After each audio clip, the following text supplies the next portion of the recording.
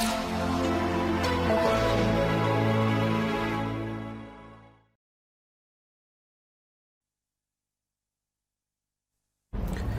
everyone, welcome to Vision IS and welcome to class number 6 of Ethics in Public Administration, Public Governance.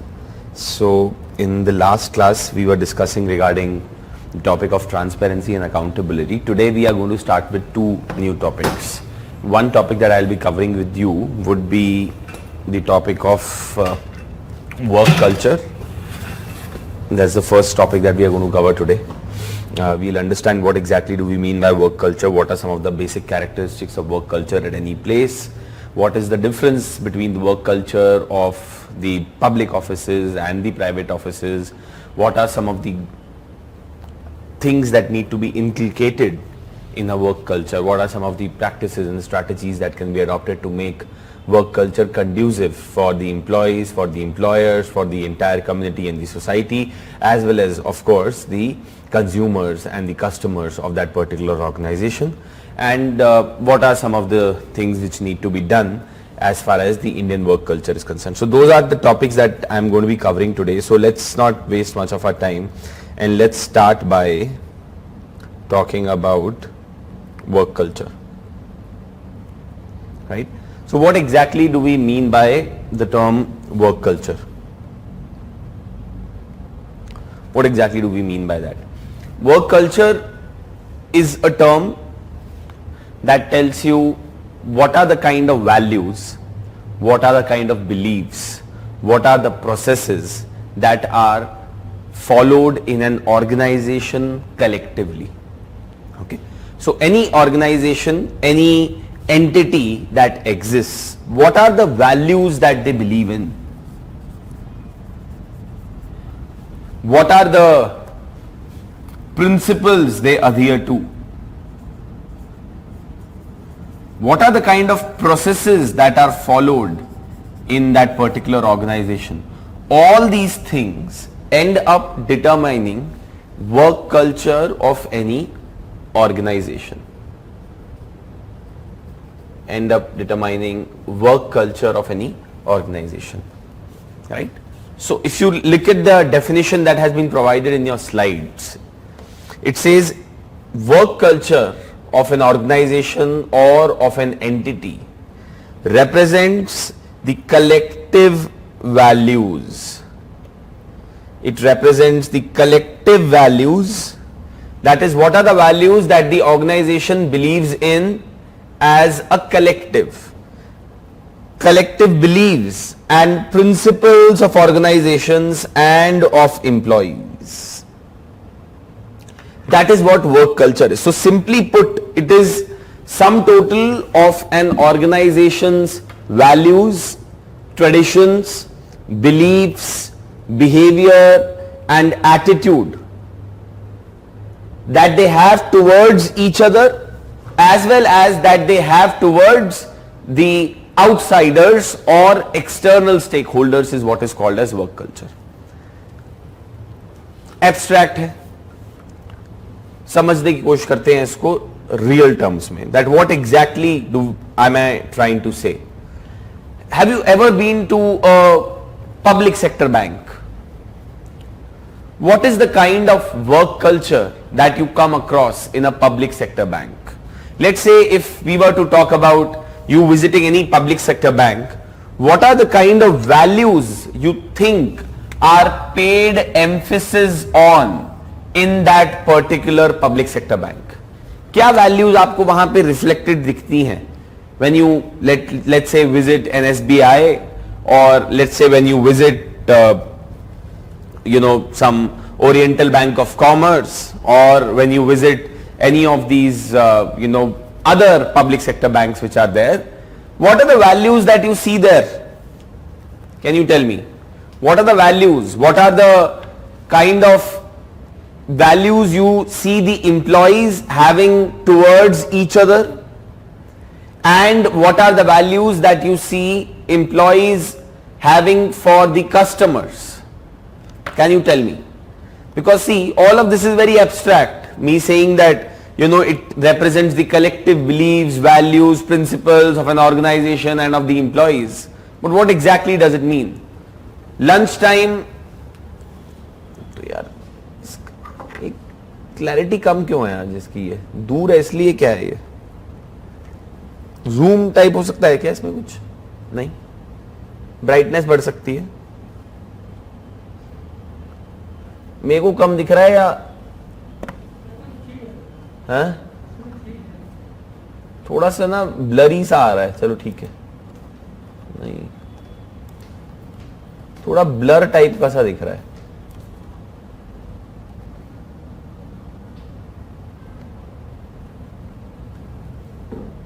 मैं सोच रहा हूं मेरी आंखों में दिक्कत है या हाँ, इसका मैं करता हूं, रुको।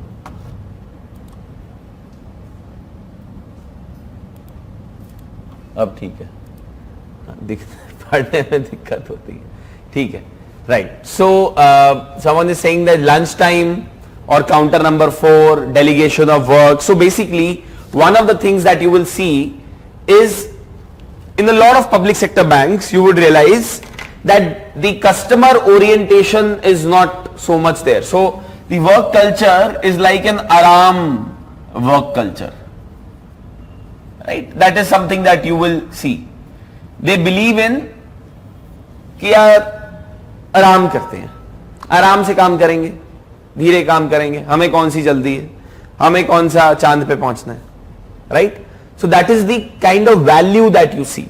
What value do you see when they have towards each other? There is bitterness a lot of times. You will see a lot of people saying things at back of each other, so there will be a lot of office politics that would be visible to you once you visit these offices, right? कभी बैठे हो सरकारी officer या किसी public sector bank वाले के साथ, तो वो इसी तरीके की चीजों के बारे में बातें होंगी, right? Within the organization किस तरीके के इशू चल रहे हैं, what else? Then it talks about, okay, so some of you are saying customer first, okay, seems like a value which I at least have not come across when it comes to the work culture of the public sector banks. Okay, what else? Slow working culture, no sympathy towards customer issues. Okay, so there is no sympathy towards customers, right? No sympathy towards customers. What else? Rule bound, yes, they believe in the value of following rules, right? Principle is that we are always going to follow rules. Processes are very long drawn, slow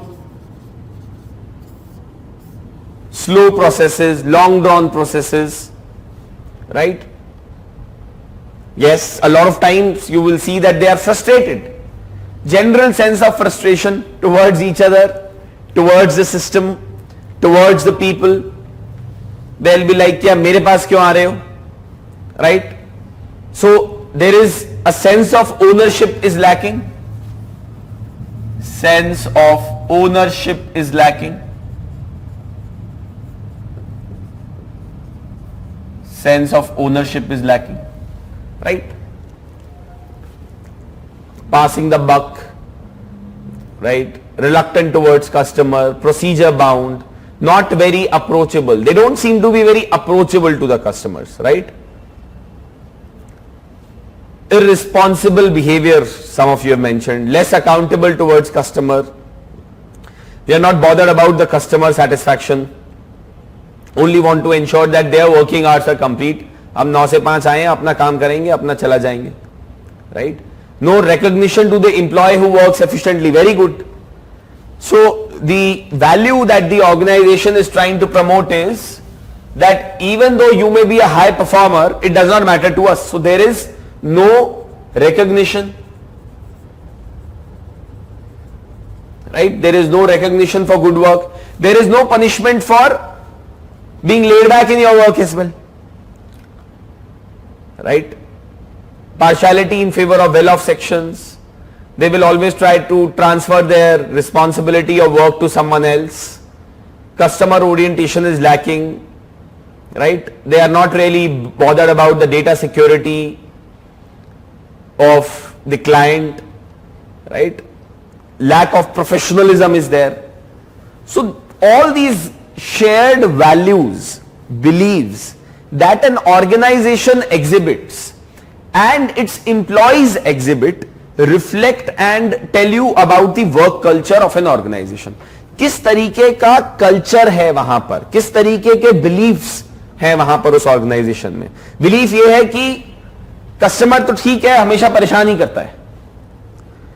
belief ये है कि यार काम हमारे पास बहुत ज्यादा है, resources बहुत कम है, हमारे ऊपर रिस्पॉन्सिबिलिटी बहुत ज्यादा डाल दी है और हमसे ज्यादा काम करवाया जाता है कम पैसे के अंदर. ये बिलीफ है, collective belief of the employees. Then there is a mutual distrust that exists between the employees. One is not ready to trust the other. The boss is exploitative of the subordinates. Subordinates are not trusting the boss. So you see that there is a severe mismatch in values of what is supposed to be of an organization that is serving the people and what exists in reality. So that is what is called as work culture of an organization, right? Collective beliefs, values, principles of employees and organization that shape the relationship between the employees and that shape the relationship of the employees with the customers and of the organization with the customers, and also of employees with the leadership or management of that particular organization. So there are number of things which will tell you about work culture, that what is the employee to employee relationship, what are the values that are seen in employee to employee relationship, what are the values that are seen in employee to management relationship. Is there a mutual distrust that exists? Is there a feeling of disgruntlement that exists, right? And then the third one is the kind of relationship that the employee has with the customers and the organization has with the customers. All these three relationships, if you have a detailed look at them and try to identify values, principles and beliefs in them, you will be able to decipher work culture of any particular organization or any particular entity, right? Lack of will to adopt new technology, there is a resistance which is there in the work culture, there is a chalta hai attitude that exists in the work culture. So all these things are something that you will see in a public sector bank. Now let's try and compare this particular work culture with whatever you may have experienced on your own or maybe have heard about work culture in an organization such as Google or Tata's, right? Any one of you who has ever worked with the Tatas or understand the kind of work culture that the Tatas promote, the Tata group of companies promote? Any insights on that? Similarly, any insight that you may want to give on the kind of work culture Google promotes? What are the values, principles, collective beliefs that you see in an organization such as the Tata group of companies and of Google? Any particular inputs on that?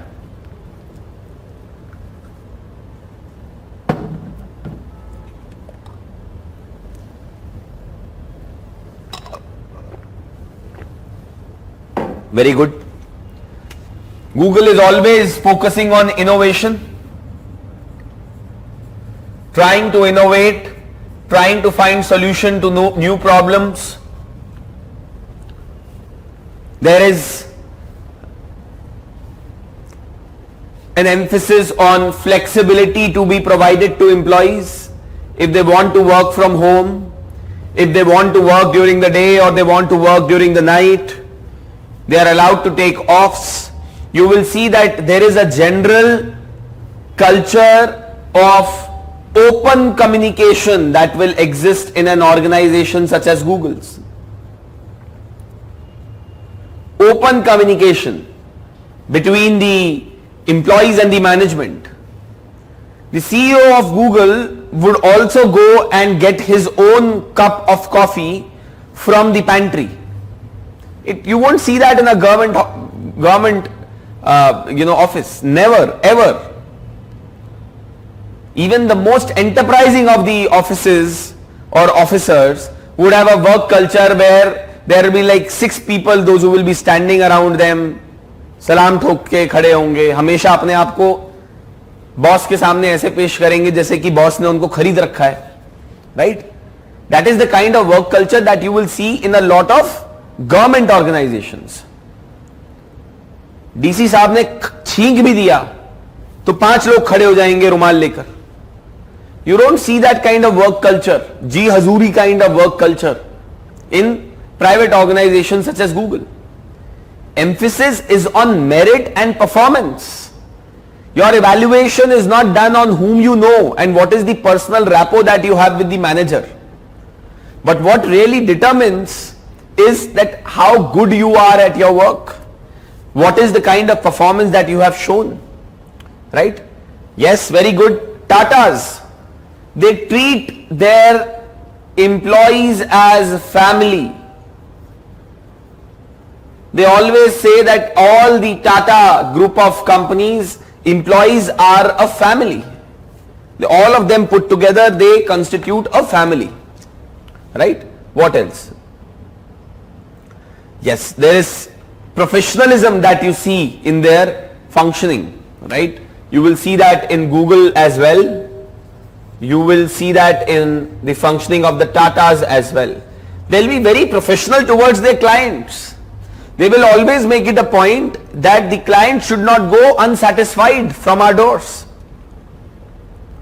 There is a customer service orientation that these organizations have, right?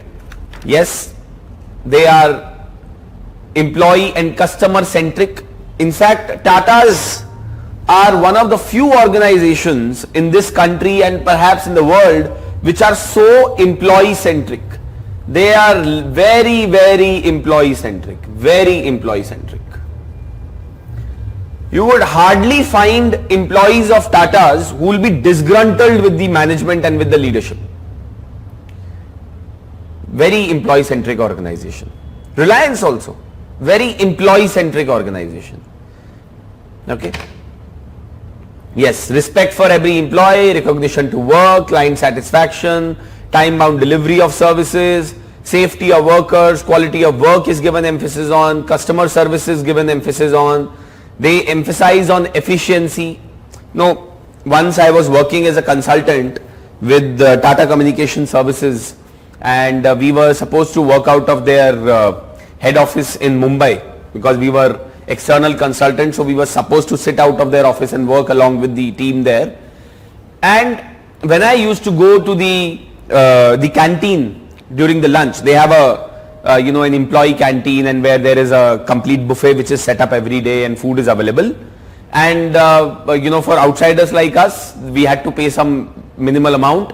And for the employees, I think there were some coupons that were given to them which they could use to buy the lunch. And there was some designated number of coupons. Of course, there were number of other options also available within the canteen for a lot of food items, but they had limited number of coupons. If you exhaust them, then you will of course have to buy things from your own pocket. So I remember very clearly that how each and every detail was sorted out in the organization when it came to the canteen. Everything was very well planned, sorted out. Food menu was decided after speaking to the employees every day. They would put out very clearly on a board that you can take as much as you want, but you should not be wasting any food. Because if we find you wasting any food, then you will have to give 500 rupees as fine. So there was emphasis on the value of efficiency. Similarly, when I worked as a consultant with Microsoft, and this is almost a decade back, I happened to go to their India Development Center office in Hyderabad, in Madhapur. And I was amazed at the kind of work culture that they had at Microsoft. You know, they had dedicated rooms for sports facilities. There were at least 4 or 5 pool tables, I remember. There were 3-4 table tennis tables that were there. Foosball was there. You know, everything that you could possibly imagine. I saw a few employees sitting and playing, PlayStation during the work hours. The emphasis was that the people are not supposed to work like robots the moment they enter into office and then get out of the office. They should be allowed time for relaxation. They should be allowed time to communicate with each other, to connect with each other, so that they are in high spirits. Not high spirits as in literal sense, but in figurative sense. So they were in high spirits so that they could actually give their best towards the organization, and there was an approach that they realized that the organization is doing so much for us, we also need to give back to the organization. You don't find that in a lot of government organizations and government offices. I was speaking to one of my friends, an IES officer, engineering services officer, works with the Central Electrical Authority, frustrated to the core, telling me कि यार we get paid so less. There is always a disgruntlement कि यार हमें तो salary बड़ी कम मिलती है, हमें पावर नहीं मिलती है, कुछ हमारे पास कुछ काम ढंग का नहीं है, हमारा बॉस हमें अच्छे से बात नहीं करता है,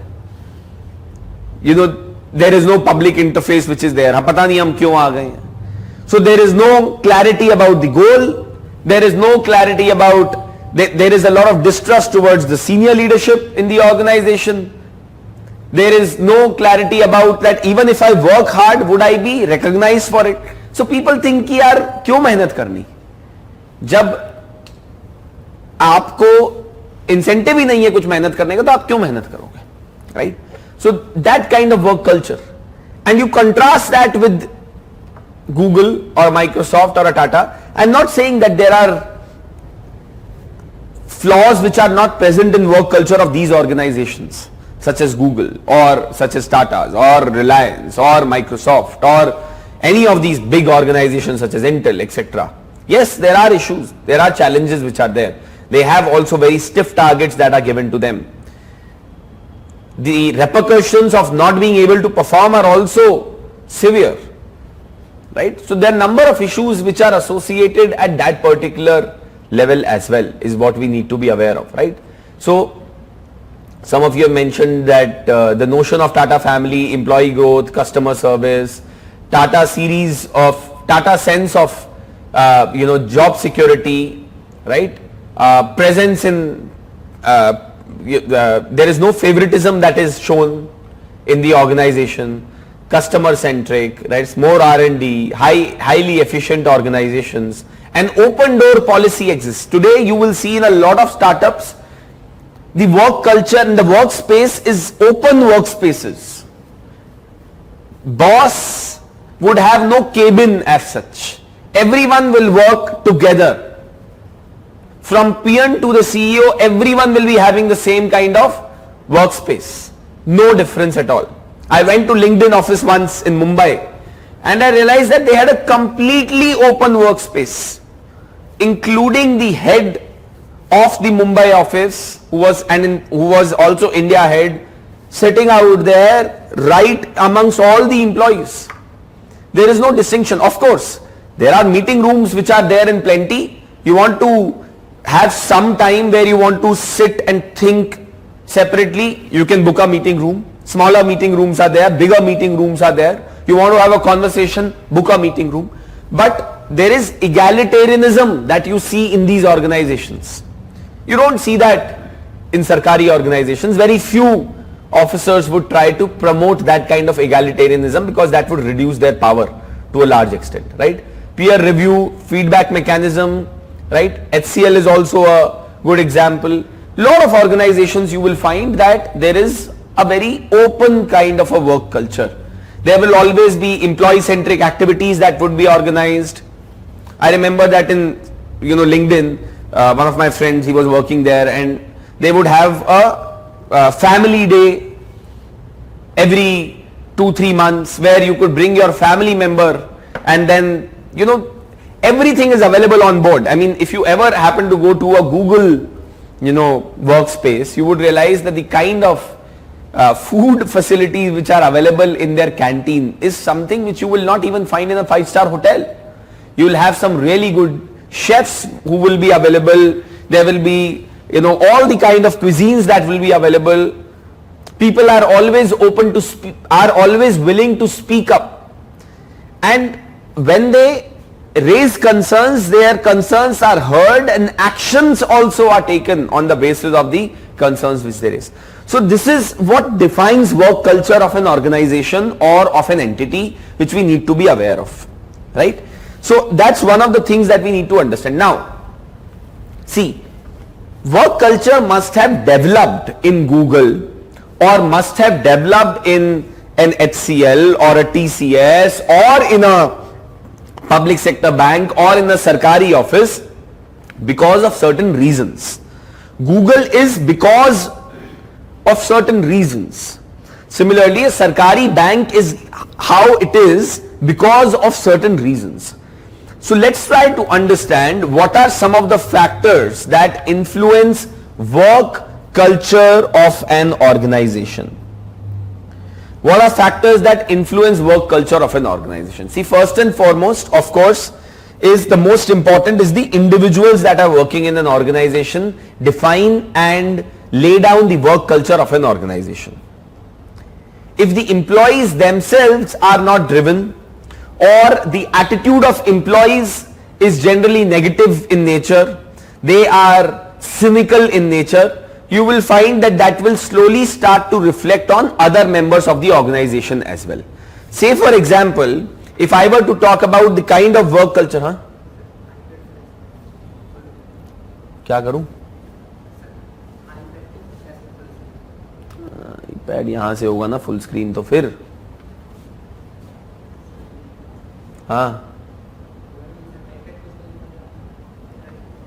अरे iPad भाई ठीक है एकदम सही है iPad ठीक है यार right. What are the factors that are influencing the work culture of any organization? Individual employees and attitude of the employees. Attitude of employees influence work culture of an organization. In government, you would see that attitude of senior leadership especially determines work culture in the organization. चलता चला आएगा तो चलता ही चला आएगा. If there is someone who is senior in the organization, who has a very laid back attitude, if the boss of the organization has a laid back attitude, it would percolate down to the employees as well, to the other team members as well. If the boss of the organization doesn't turn up on time, when the time given to the employees to turn up to the office is 9:30, but the boss himself walks in at 11 o'clock, what kind of an example does it set for rest of the organization and for the team members? So a whole lot of work culture in the organization is influenced by individuals and is influenced by the top leadership and management of the organization, right? It is something that severely influences work culture in organizations. How? The leadership and management thinks about certain issues. Then aims and objectives of the organization also influence the work culture of an organization. And if aims and objectives of the organization are not very well laid down and are not drilled in the minds of the employees of the organization, you will see a mismatch in the values of the organization and values of employees. And that would create tussle between the employees and the organization. See, a lot of times people resign or people walk out of the organizations on bad terms with the organization.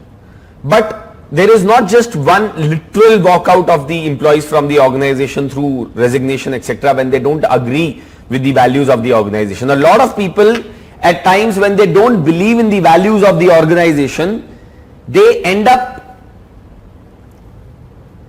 staging a silent walkout from the organization. They will stop participating in the meetings of the organization. They will stop taking interest in their work. वो अपने मन ही मन में कहीं ना कहीं मान लेते हैं कि ठीक है यार, सैलरी आती है, हम इसलिए काम करते हैं, एंड इससे हमारा ऑब्जेक्टिव ही बस इतना है. For them, it does not really matter that how the organization is doing, how the customers are doing, how my colleagues are doing. Am I supposed to help my junior team members? Am I supposed to look good in front of my senior team members? Am I supposed to be setting an example for the rest of the team members? Nothing. People just withdraw silently out of organization. The reason for that is because their aims and objectives and goals do not match with the goals and the objectives of the organization. So that also ends up significantly influencing the work culture of an organization. Then what else? Management style also ends up influencing work culture of an organization. If management style, for example, is democratic in nature, where decisions taken are taken in a democratic manner, then it reflects a positive work culture. It would always create a work culture where even though employees or junior team members would not be happy with certain things, they would express it, be communicative about it. As a result, frustrations would be poured out and they would be vented out in the organization instead of them building up and then leading to a sudden outburst at some point of time, right? The other kind of management style could be authoritarian. See, there are advantages of being authoritarian and democratic. It's not that democratic style of leadership always helps. In some tough situations, when some tough decisions have to be taken, authoritarian style of leadership and authoritarian style of management is also required. But most of the times you require a democratic style of management and leadership so as to ensure that people feel that they have also contributed to decision making. They feel valued and therefore they try and contribute more to the organization. They believe that this organization is mine. They don't look at it that this organization belongs to so and I am working for so and so. They believe and they start thinking of themselves as one of the stakeholders in the organization when democratic decision making takes place. And the style of management of the organization is democratic in nature. Then what else? National culture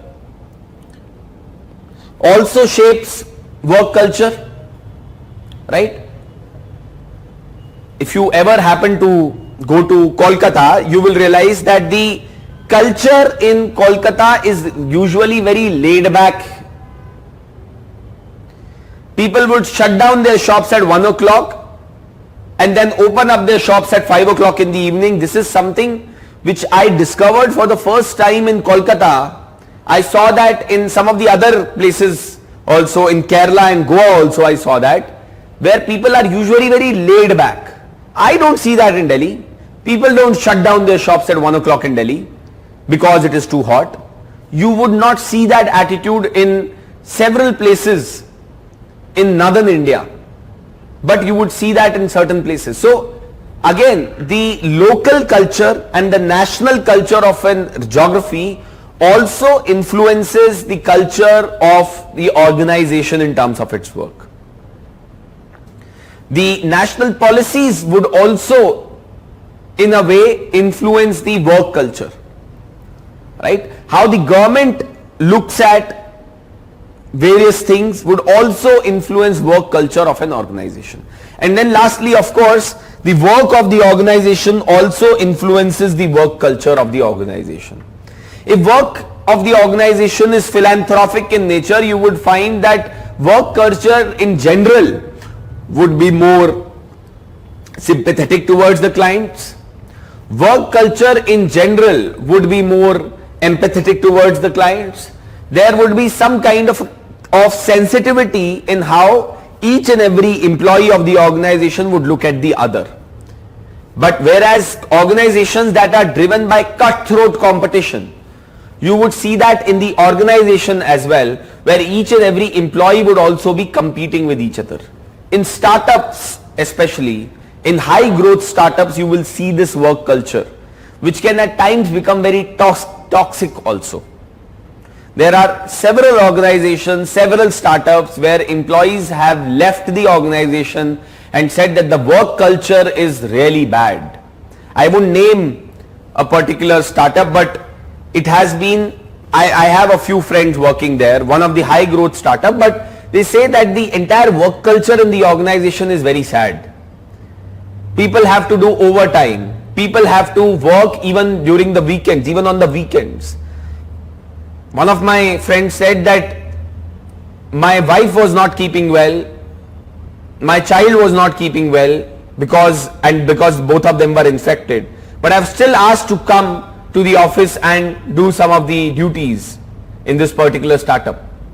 So these things in a way, so the work which is done by the organization also determines work culture of an organization. So if you will see that organizations that are in the field of technology, that are in the field of fast-paced moving things, you will find that there will be usually an open work culture that would be there in some of these organizations. You compare the work culture, say for example, in Japan to India. In Japan, people look at their work from the perspective of that we are contributing to national development when we are working. That is the sense and that is the feeling that has been ingrained in each and every Japanese.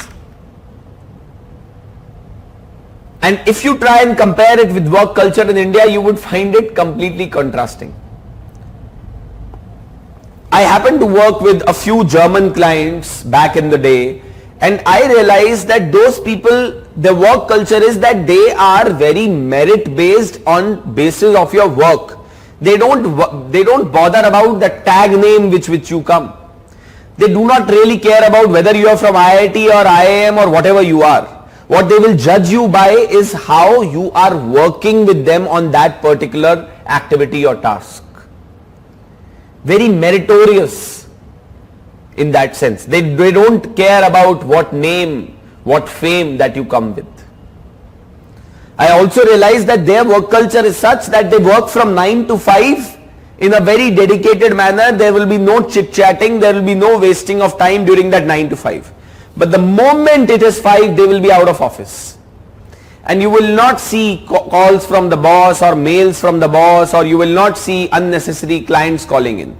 I remember once that when we had a German client, we were speaking to them on the phone at around 11 o'clock India time, and that must have been around 5:30 in Germany, something like that.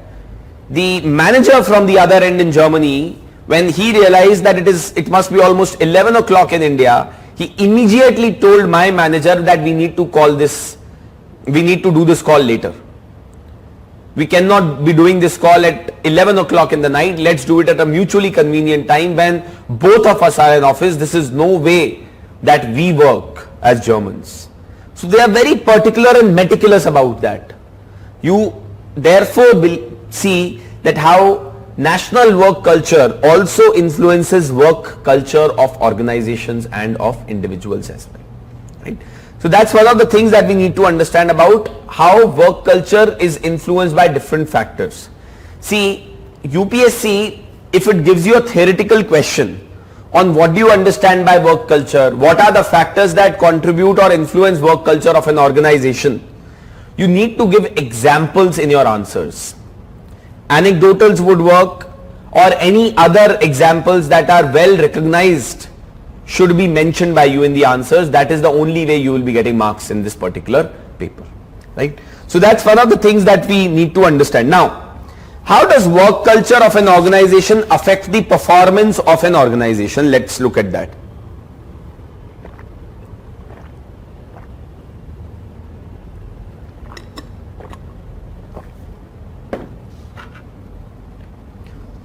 How does work culture affect the performance of an organization?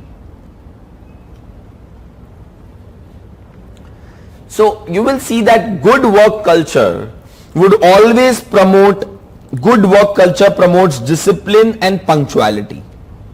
See, doesn't necessarily mean that when you are sick, then also you are supposed to turn up to the office.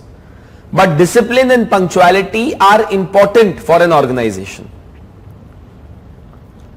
so as to set the right example for each and everyone in the organization. So a good work culture can affect the performance of an organization. Because of discipline and punctuality, you would always see that productivity and efficiency of the employees also tends to go up.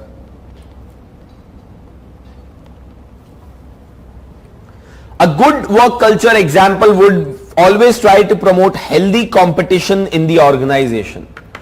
A healthy competition where everyone would try to outperform the other, not in a negative sense कि मुझे इसको नीचा दिखाना है या मुझे इससे ऊपर उठना है, but more in terms of that I need to do well in this particular task.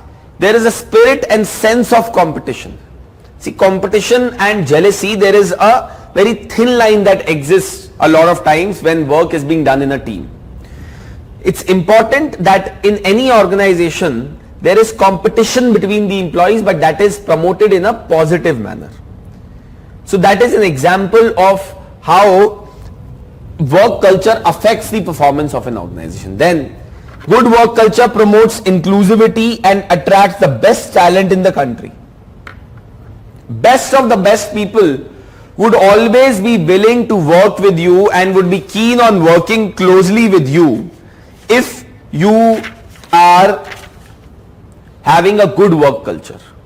Everyone wants to work at Google, at least for once, to understand how things work in Google. You will find very few people would be involved, would be interested in taking up a job in a public sector bank as such. Except of course people, those who just want to do aram work, right? So that's another thing that you will see. See, that's not to say that public sector banks do not work. I have personally seen friends in public sector banks, those who work really hard as well, right? And they have really stiff targets as well, but it depends. It depends on the kind of function you are in, whether you are a corporate branch, whether you are a customer retail branch. It depends on a lot of those particular things as well, right? The performance of the organization on the basis of work culture, right? So this is something that you need to mention. Then what else? Good work culture would make employees learn from each other, right? Then it leads to better productivity in the organization as well. If there is work culture of showing nepotism or favoritism or partiality in favor of certain people, it would demotivate the hard working people in the team. So a good work culture would always keep the employees motivated, because decisions in the organization are not taken on the basis of who is close to whom. And most importantly, work culture, if it is good, helps in bringing the best out of the people and in getting the best out of the team in a particular organization. So these are some of the things which you can express to highlight how work culture can affect performance of an organization as well. That is also something that you need to keep in mind, right? Is that clear to everyone? Any questions or any doubts still here? यहां तक कोई questions या doubts हैं किसी के दिमाग में?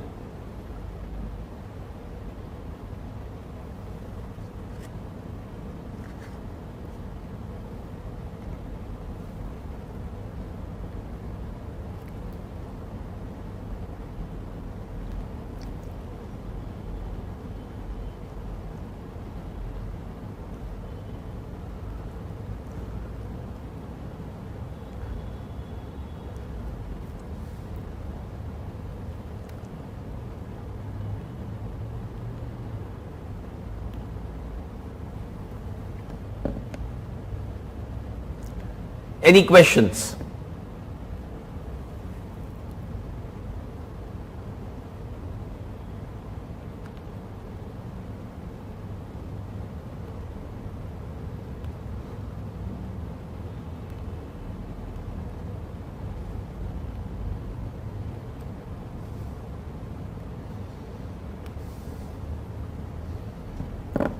Any questions?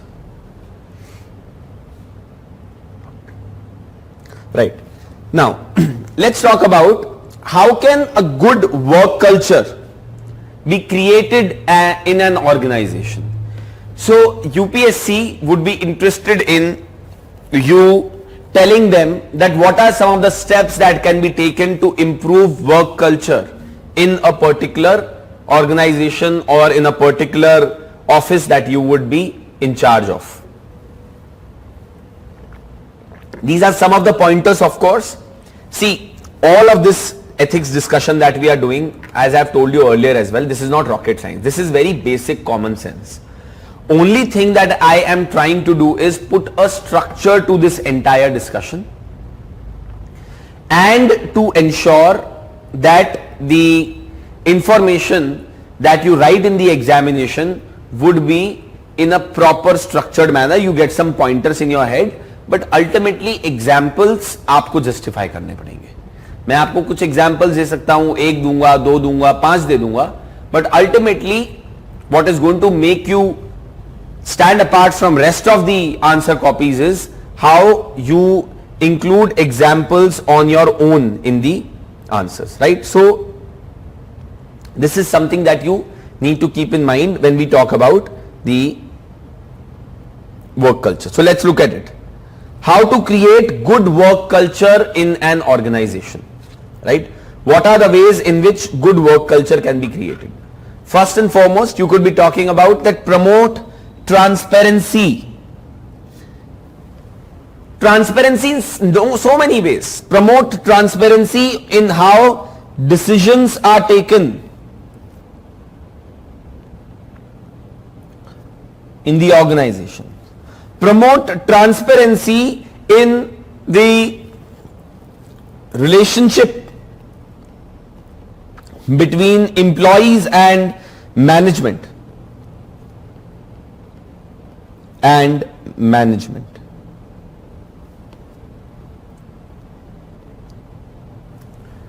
Try and be open to criticism.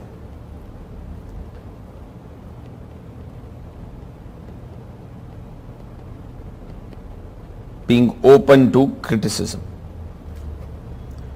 Reward the best performers in the organization, recognize their objectives, recognize their efforts, recognize the amount of effort that they have put in and the kind of results that they have been able to deliver, right? So reward the best performers. What else? Strict action against habitual offenders. A person can make mistakes, right? A person can make mistakes once, twice, but a person who is always late in turning up to the office, a person who never completes or finishes his task on time, a person who is always disrespectful of the other team members, a person who does not observe the basic principles which are followed in a particular office would be called as an habitual offender. So it is important to take action against habitual offenders as well, so as to set the right kind of example in the organization that, see, yes, the management and the leadership is having empathy and sympathy towards the employees, but it should not mean that that particular empathy or sympathy or sensitivity or soft corner towards the employees should be exploited by the employees, because then that is going to spoil the work culture for the rest of the organization as well. Then constant training programs to highlight the importance of teamwork, to highlight the importance of being compassionate towards the customers, to highlight the importance of discipline and having an innovative approach towards work. सरकारी organisations में आपको कभी innovation पे emphasis नहीं मिलेगा, बहुत कम setups में आपको इनोवेशन पे एम्फेसिस मिलेगा, बिकॉज वर्क कल्चर ही नहीं है ऐसा. The objective of the organization itself are too many that people are overwhelmed by that only, right? Employee friendly policies, deploying employee friendly policies at workplace. Say for example, providing maternity and paternity leaves.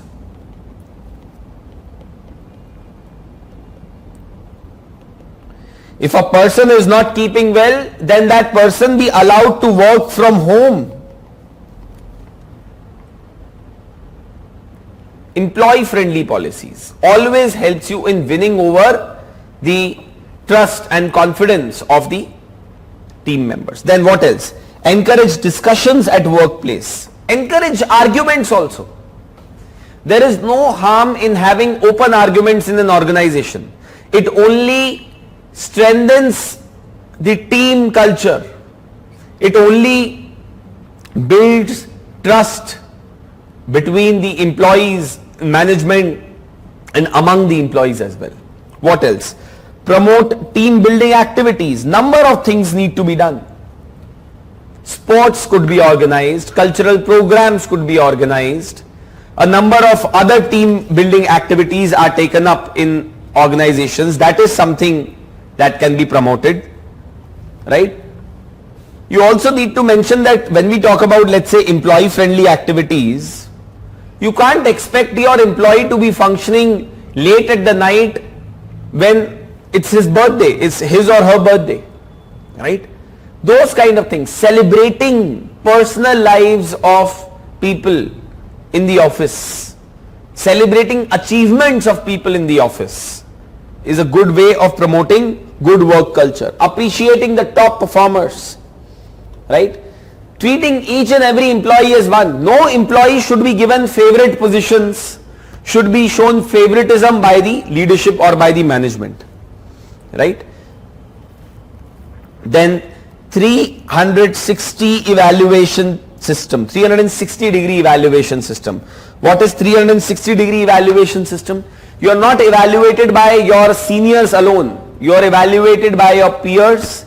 You are evaluated by your juniors as well. आपके juniors भी आपको evaluate करते हैं, आपके peers भी आपको evaluate करते हैं, और हर तरीके से आपको evaluate किया जाता है जब आपकी performance appraisal होता है हर साल, right? Those are some of the things which can be mentioned, and number of other things as well. Interactive sessions among employees, workshops to build a collaborative atmosphere, etc. Yes. Any other suggestions on how to improve work culture? And tell me, how would you improve work culture of a public office or a government office?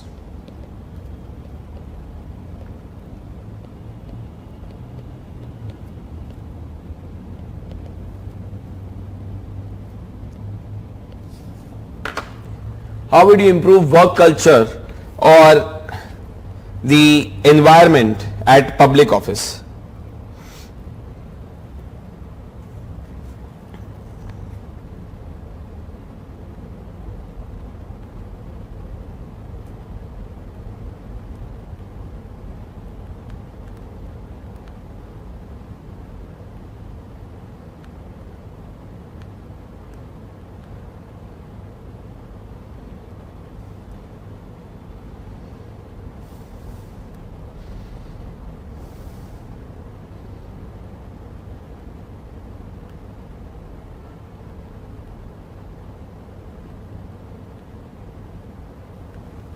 Yes.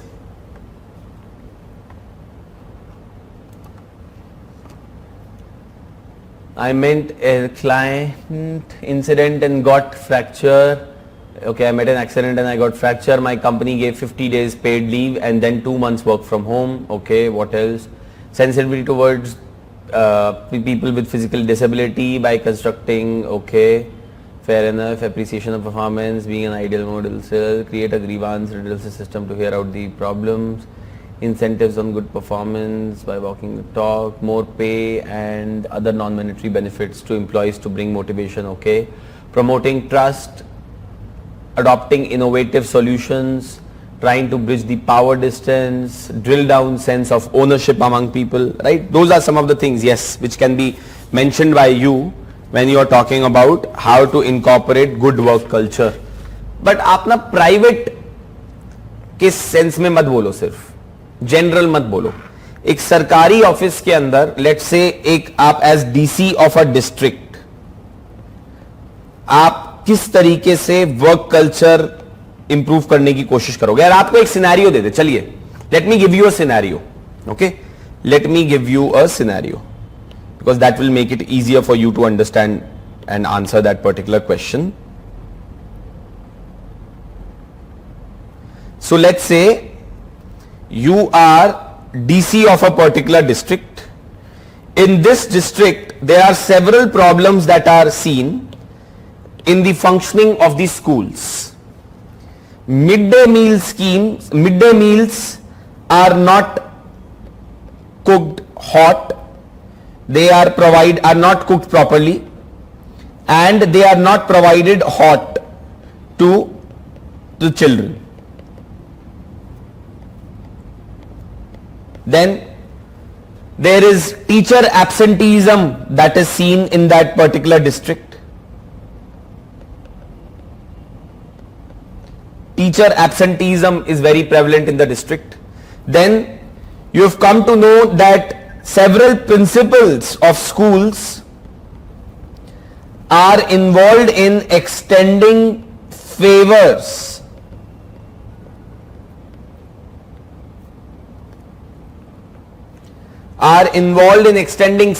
to people close to them, contractors, etc., and they are involved in siphoning of money. So there is corruption that is being done by these people, right? Then another issue that you see now is that as a result, children have also stopped coming to school.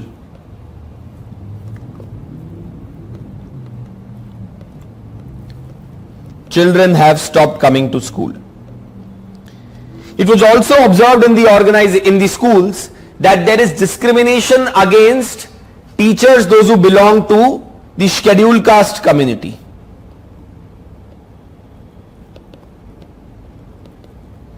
Discrimination against teachers, those who belong to scheduled caste community, and these people are not allowed to sit in the staff room.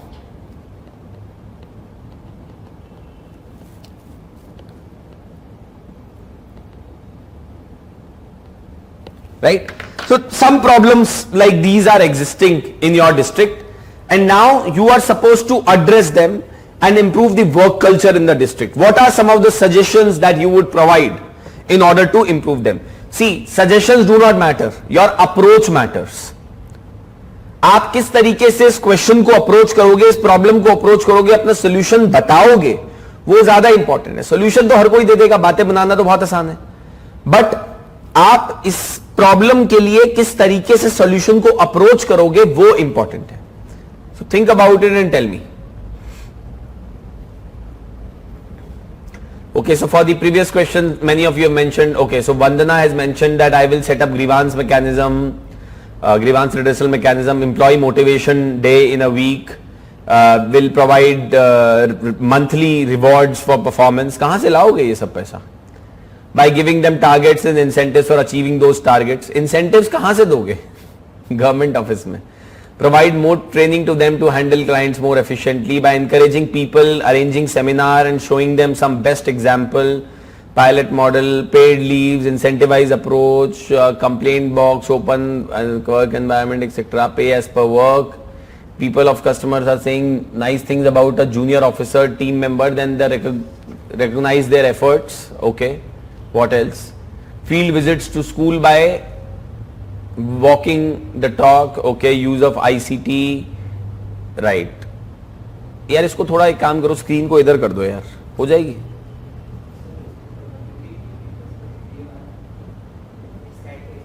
ये आगे आएगी थोड़ी सी, वो दिख ही नहीं रहा है यार, वो एंगल ऐसा है इसका, पता नहीं क्या चक्कर है।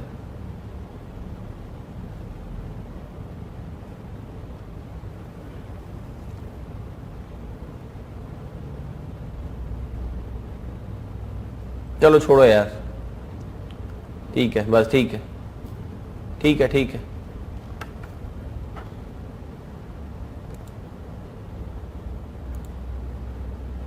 Right, promote communication among all the strata of employees, take every employee's views, okay, recognition to incentives, paid leaves, ये सब हो गया। If what else?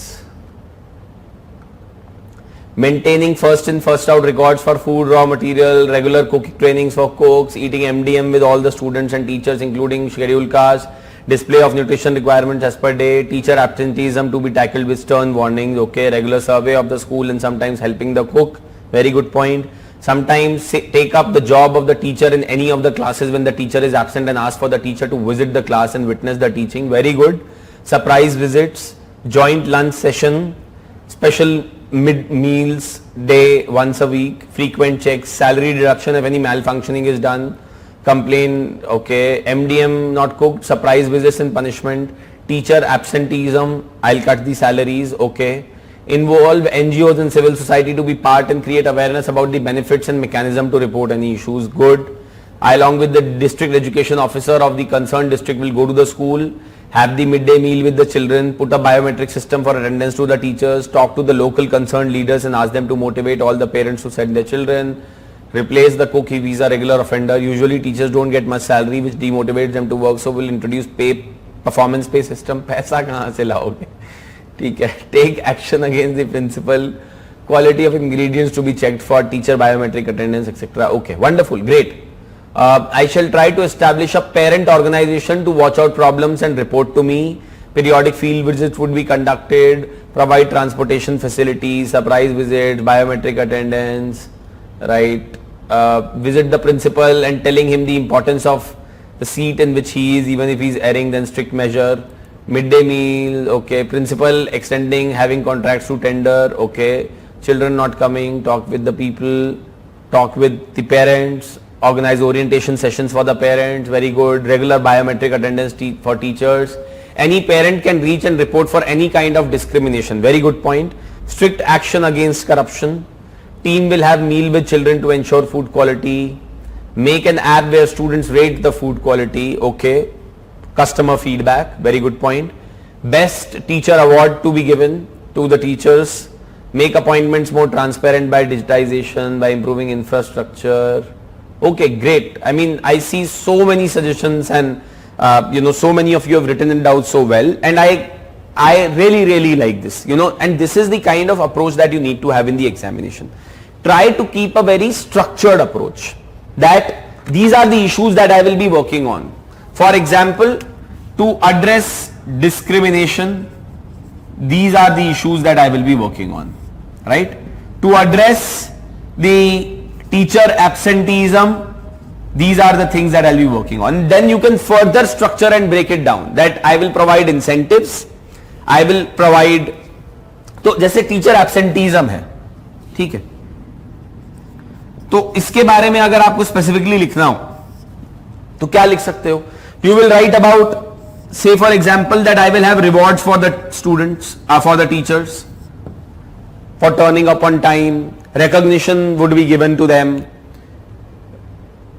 Similarly, there will be stern warning also, stern action against those who are absent without any particular reason. I will issue show cause notice to erring teachers.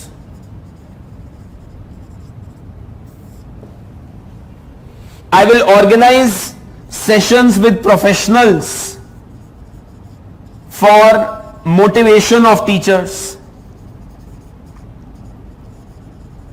because their motivation level is very low, so I will try to raise their motivation, right? Then number of things can be provided here. You will talk about, I will also have biometric in place, so a technology piece will come in. तो आपको हर question को 4-5 dimensions में break down करना है. Technology intervention क्या होगी, human level के ऊपर क्या इंटरवेंशन हो सकती है। हो सकता है टीचर्स इसलिए नहीं आ रहे हैं क्योंकि उनकी प्रॉब्लम्स है कुछ जेन्युइन, तो I will try to understand their problems also, understand their problems. देखिए ये ना ये जो सारे क्वेश्चंस हैं ये कॉमन सेंस की चीजें हैं, बट आपको जब आंसर करना है तो आपको कोशिश करना है कि आप एक बस चीज पे फंस मत जाइए अपनी थिंकिंग को लगाकर कि मैं जो भी एब्सेंट है उनको मैं सबको स्टर्न एक्शन लूंगा।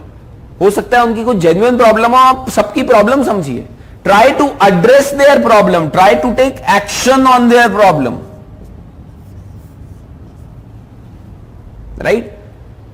If there is a genuine issue that these people are not coming because of road connectivity or safety issues, they do not feel while safe while coming to the school, then you need to address those issues.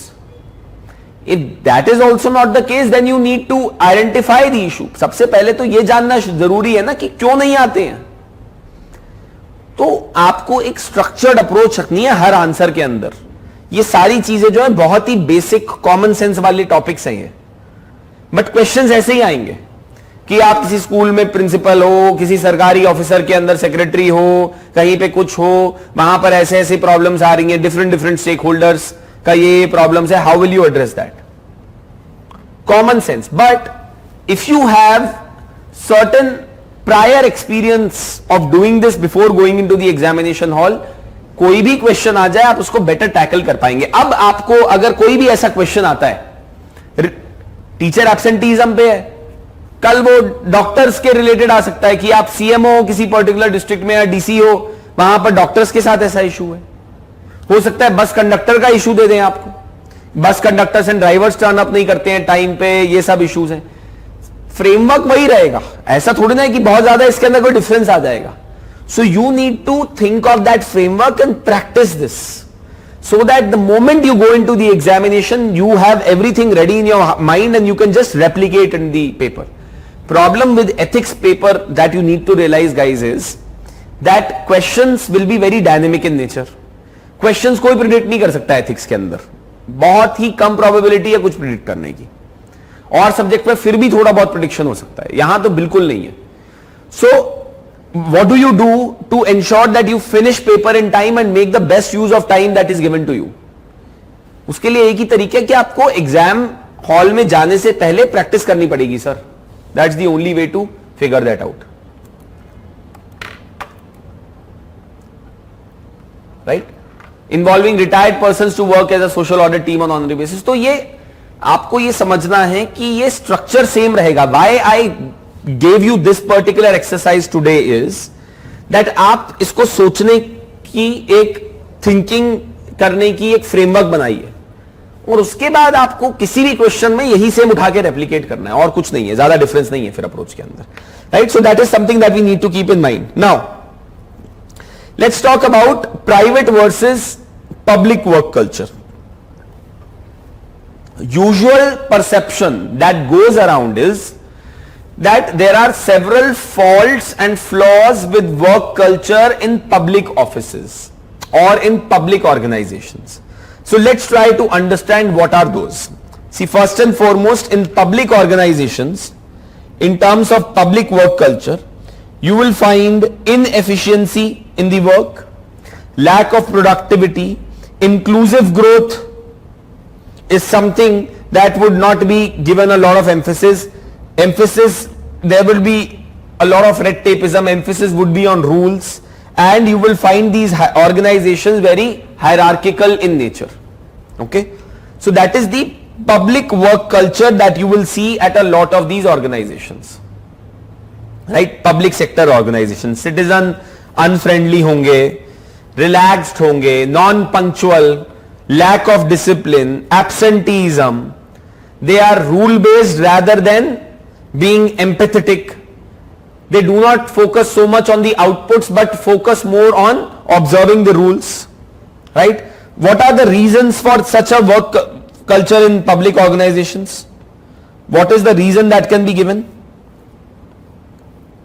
What are some of the reasons that can be given for such a work culture in the public organizations? Can any one of you tell me?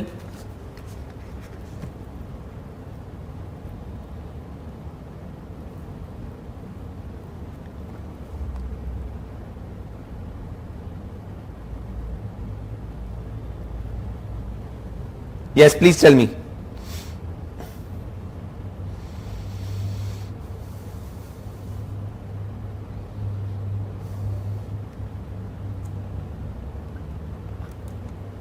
What are the reasons because of which we see this kind of work culture in government organizations?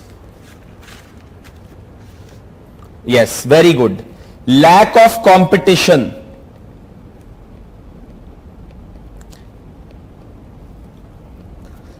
The idea of career services. Once you are in service, then no one can remove you. Permanency.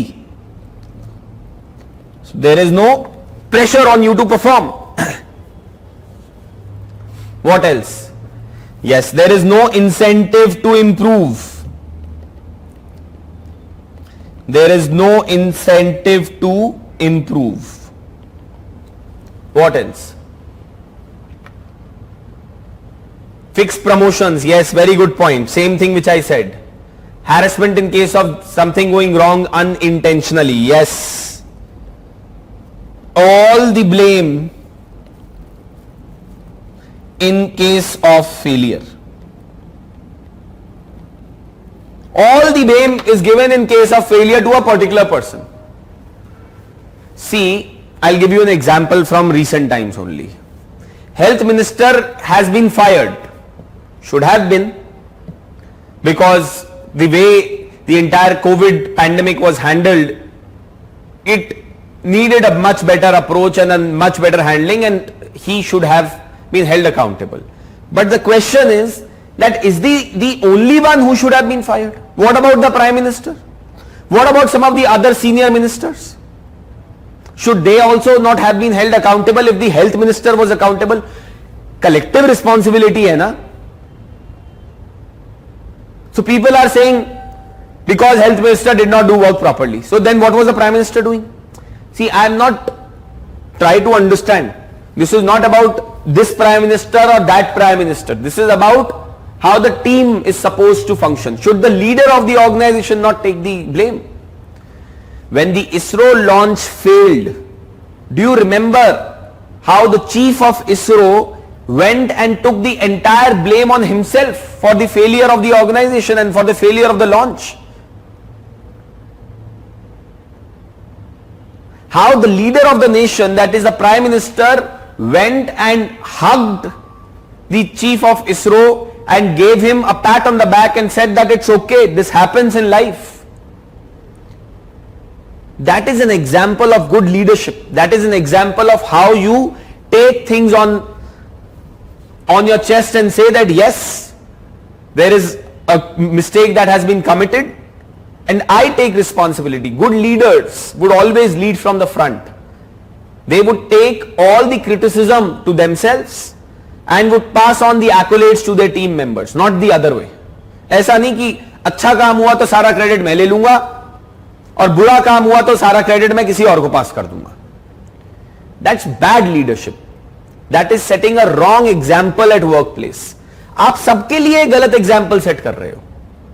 As leader of the country, as leader of an organization, as leader of district, you are not supposed to act in such a manner कि गलत हुआ तो मैं पीछे हट जाऊंगा, छुप जाऊंगा जाके कहीं पे, और जैसे ही अच्छा होने लगेगा मैं सामने आ जाऊंगा सारा क्रेडिट लेने के लिए.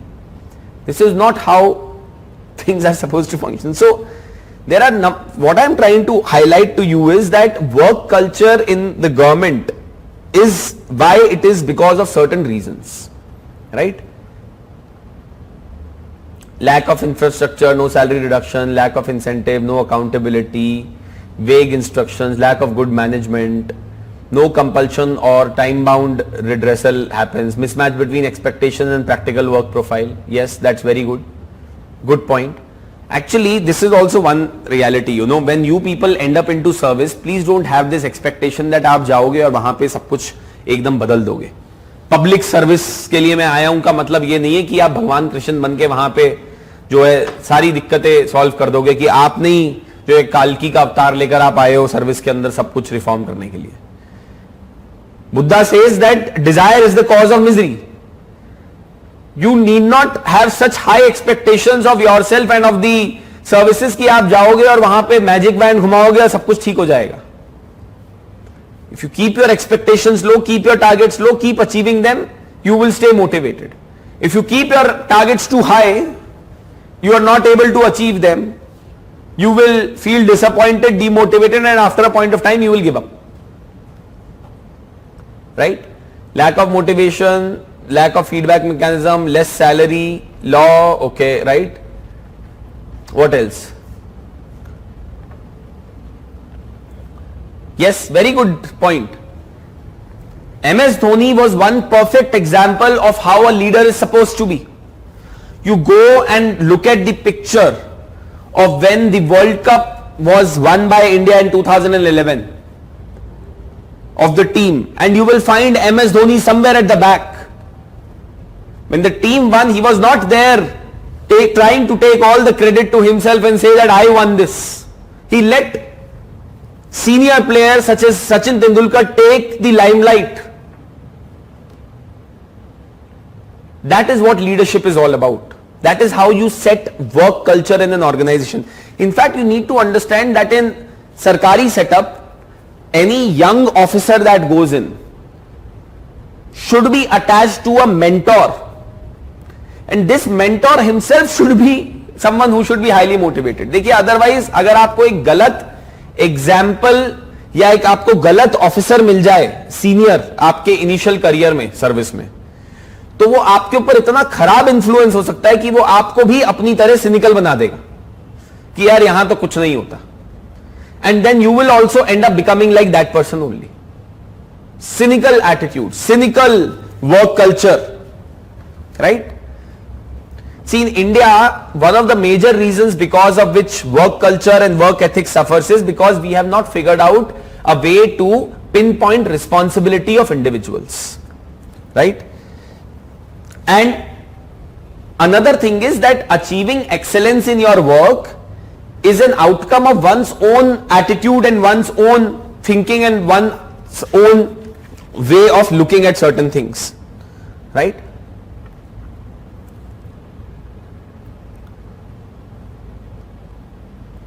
So these are some of the things that you need to be mentioning about work culture.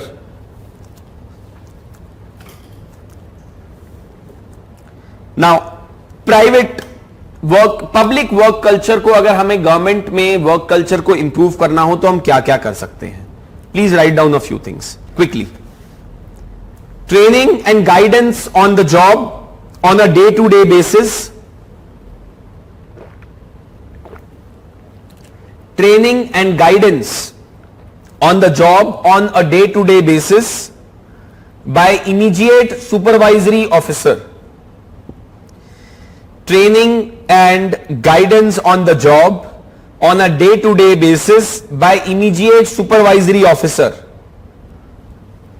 who must have leadership and inspirational qualities. Who must have leadership and inspirational qualities. Training in external institutions. Training in external institutions to get a perspective. Training in external institutions to get a perspective of how things work in different sectors, of how things work in different sector.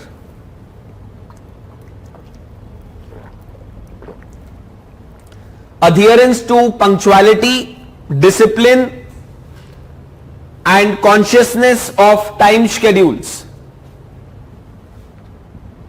Adherence to punctuality, discipline and consciousness of time schedules.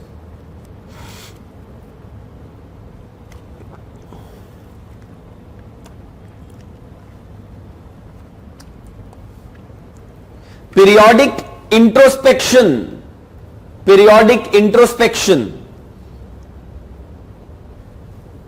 to see if the qualities required to perform the tasks. Periodic introspection to see if the qualities required to perform the task are present or not. Are present or not.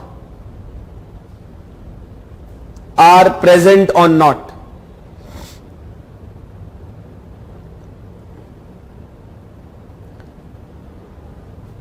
Next, providing international exposure. Providing international exposure by working alongside representatives from other countries. By working alongside representatives from other countries. By working alongside representatives from other countries. Right? So these are some of the things that you can be talking about, that how work culture in public sector organizations can be improved. And then other than this, you people are smart enough and you can include a number of things in your answers as well. I hope that this particular point about work culture is clear to all of you. Any questions still here? Any questions still here?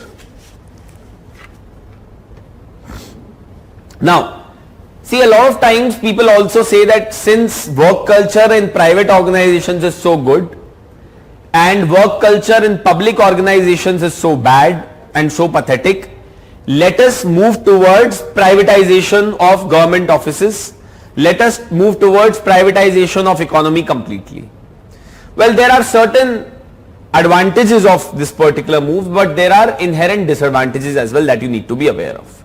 Advantages, of course, you know, whatever are the advantages of private work culture over public work culture is something which can be mentioned by you in the answer. But apart from that, you also need to mention the other side, that there is no case for privatization of public services in India. Why? Because essential services cannot be driven by a profit motive. You cannot expect the private sector to be interested in improving the primary health care. Because if they will improve the primary health care, then how will people be landing up into big tertiary care, super specialty hospitals and spend a large amount of money in such hospitals? If diseases can be prevented and if diseases can be addressed at the beginning only, then why will people end up to these big hospitals?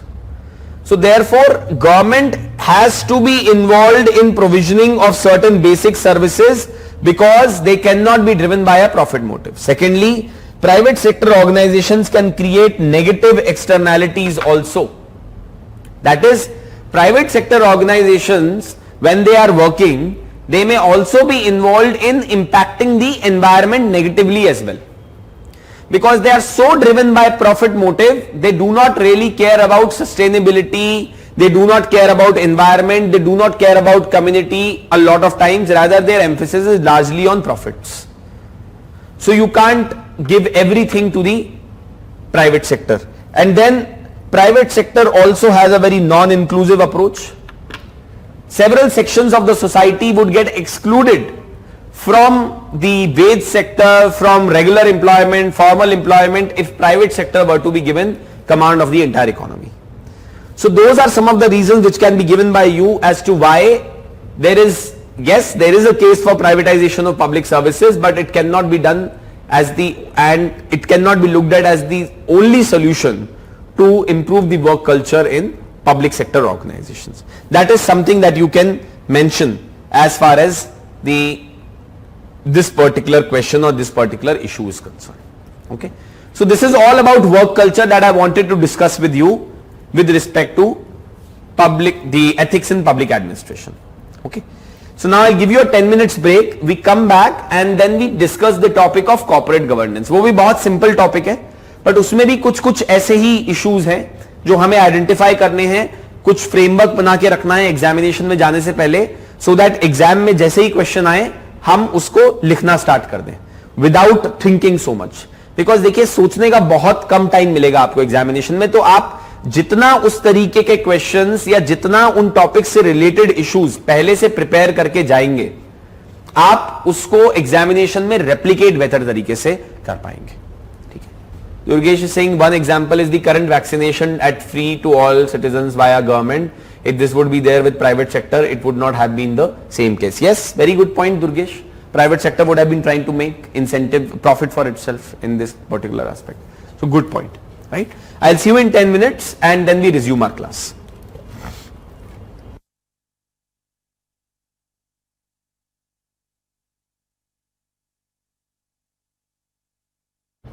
Okay, so now let's talk about the topic of corporate governance.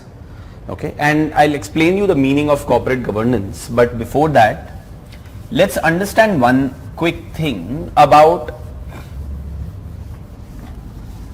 who all are the stakeholders, those who get affected by working of a corporate entity or a corporate organization.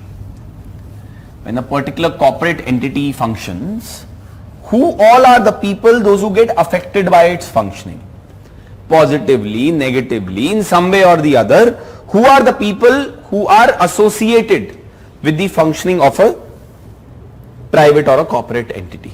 So let's try to understand that if there is a corporate entity,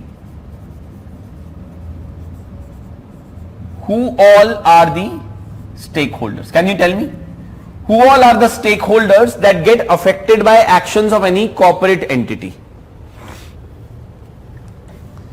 जब एक corporate organisation function करती है तो उसकी functioning से कौन कौन stake holders affect होते हैं?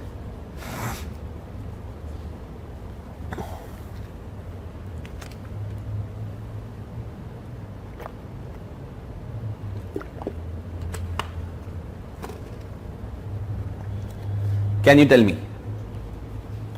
Yes, so one is customers. Fair enough.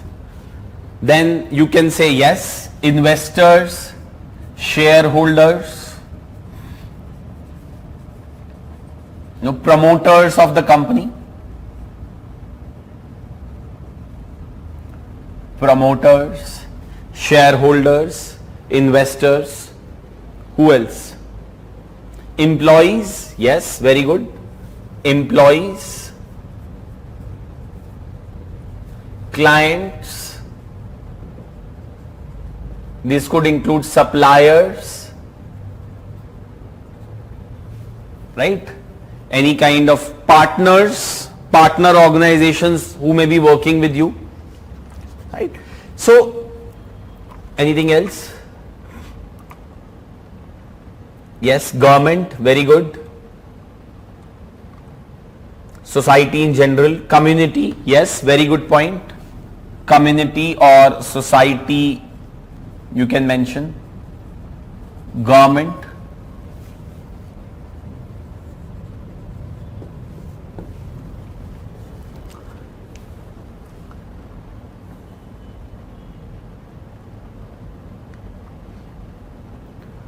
People living in the vicinity of manufacturing plants, citizens, employees, society, environment, investors, shareholders, right? All of you have mentioned it.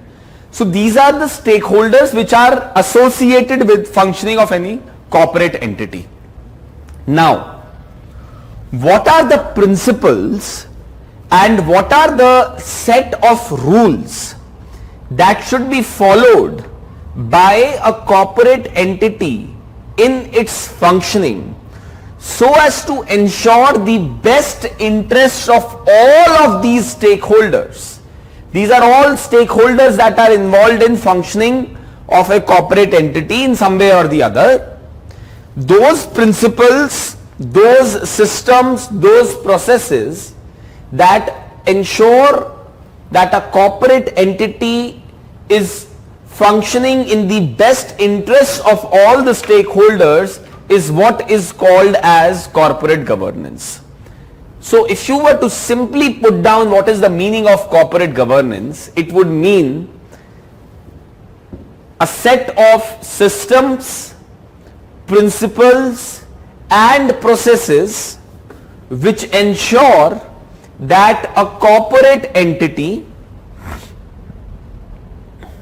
a set of systems, principles and processes which ensure that a corporate entity is governed in the best interest of all the stakeholders.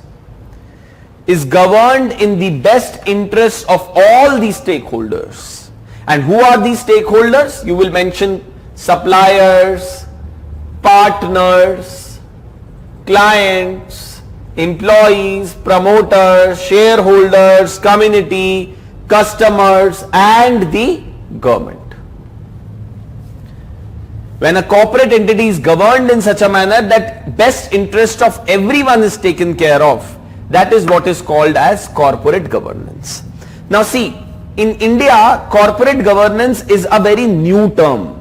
It's a relatively new term, because in India most of the companies that were operational or corporate entities that were operational for a very long time were family owned businesses, which would always give emphasis to the interests of the family which is owning the business, which would always emphasize on the profits made by the family, which would always try to put the interest of the family above everything in the functioning of the organization.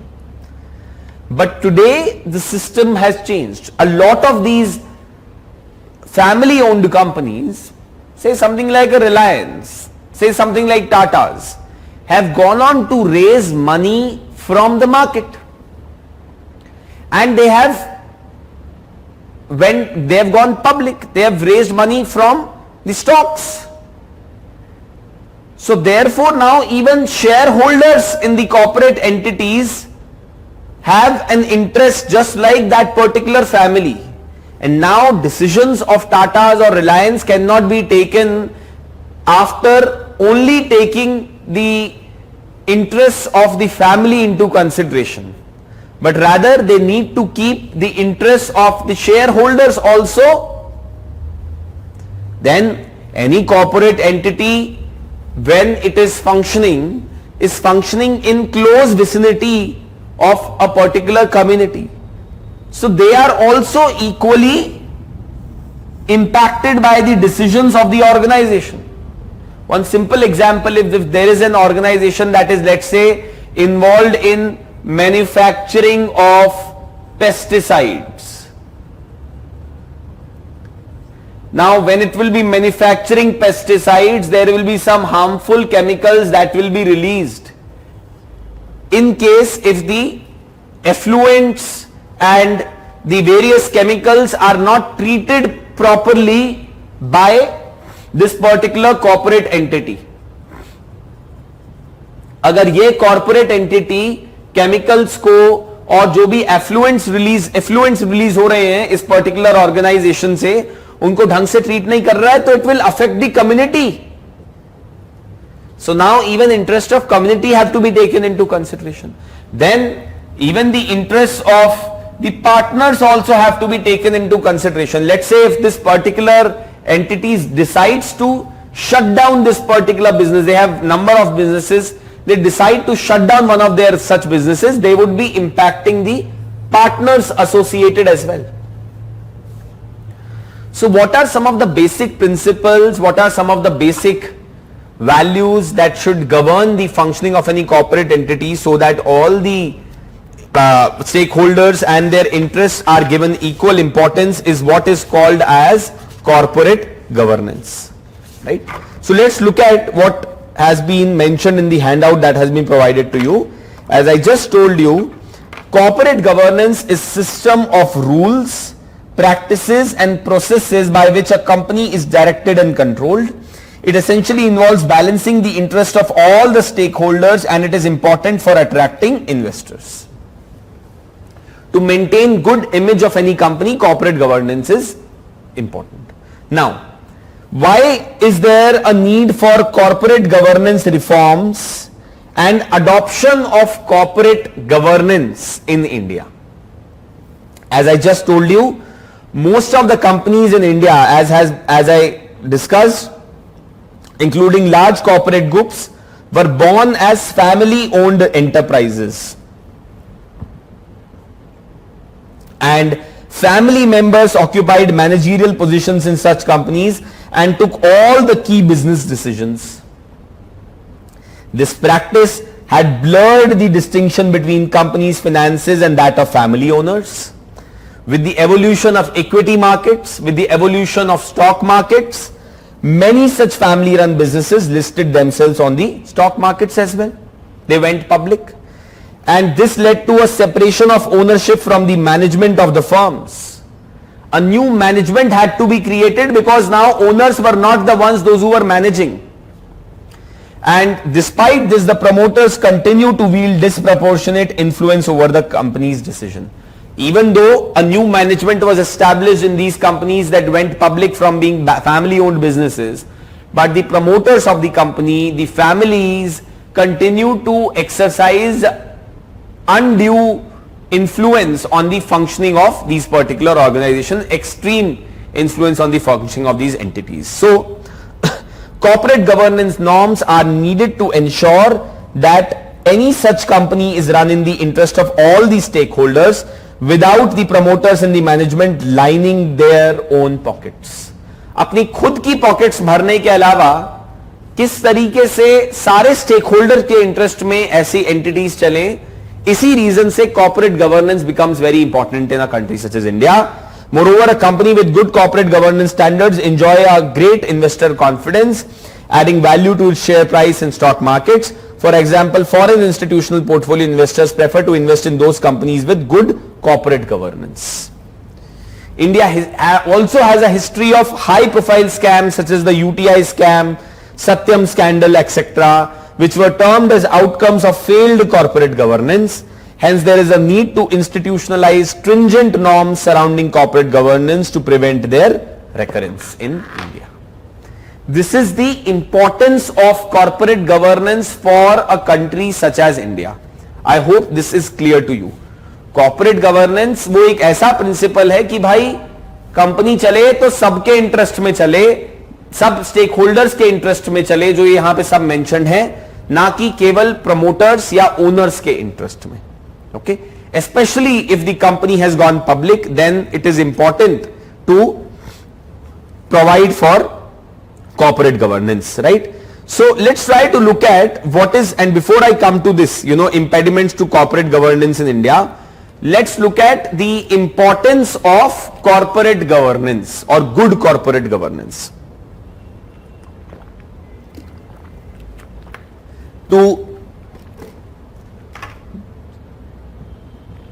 Importance of ethical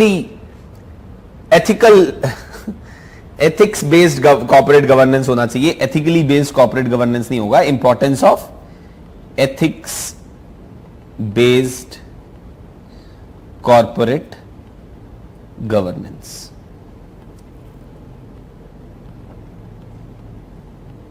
छोटा सा topic है, but again important because specifically mentioned in your syllabus and questions related to this can be asked in the examination.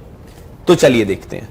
What is the importance of good corporate governance? One, ethical corporate governance would be fruitful for reputation of any company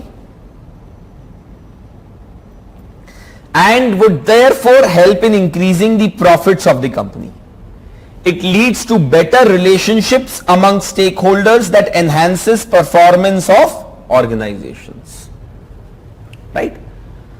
So, good corporate governance would always enhance the image of a particular corporate entity and therefore be able to provide better clients and also be able to attract investments and build the brand of the company. It will help in building a brand.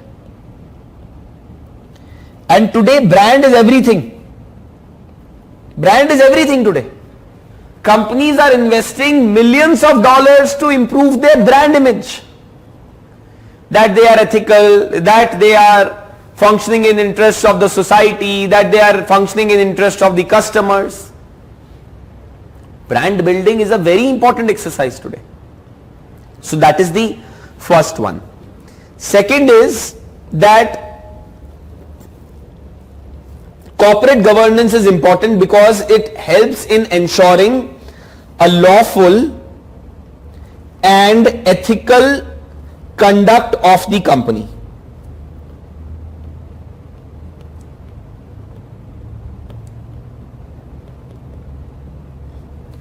Ethical and lawful conduct of the company can be ensured if corporate governance norms are followed, and therefore it will keep the company or the corporate entity away from any malpractices. And therefore result in keeping the company, keeping them away from malpractices and scams and any future risks that may exist to the organization or to the company. Then what else? It would help in improving investment into the company because there will be a positive sentiment that would be associated with the company in the entire ecosystem. So that's what it says, that robust governance practices are imperative for companies to create positive sentiment in mind of investors and public at large, and ethics based corporate governance leads to more trust in the organization and its work culture, leading to more of the investors' interest. Let's read further. Ethical governance can also play a crucial role in improving employee motivation as well. How? It can lead to higher retention and better morale because best practices are being followed within the organization, merit is being promoted, everything is being conducted in a transparent manner, appraisals are being conducted in a transparent manner, no particular person is being encouraged or being discouraged or being favored by the management of the organization, and then you will be able to have better retention rates also. People will take pride in the fact that we work for such an organization which is so ethics driven. Tatas. You will always find people, those who work with Tatas would take great pride in the company that they work for because they believe that Tatas stand for ethics and principles and values. So they take a lot of pride in that. As a result, you are able to prevent a lot of attrition from the organization and from the entity, and therefore ensure long-term engagement of the employees, right? It also leads to a more effective recruitment process, loyalty, motivation and productivity in the company, right? So that's also something which is the importance of corporate governance that can be highlighted by you. Then what else can be mentioned here? See, good corporate governance norms would also ensure in addressing any kind of biases or gender inequality issues.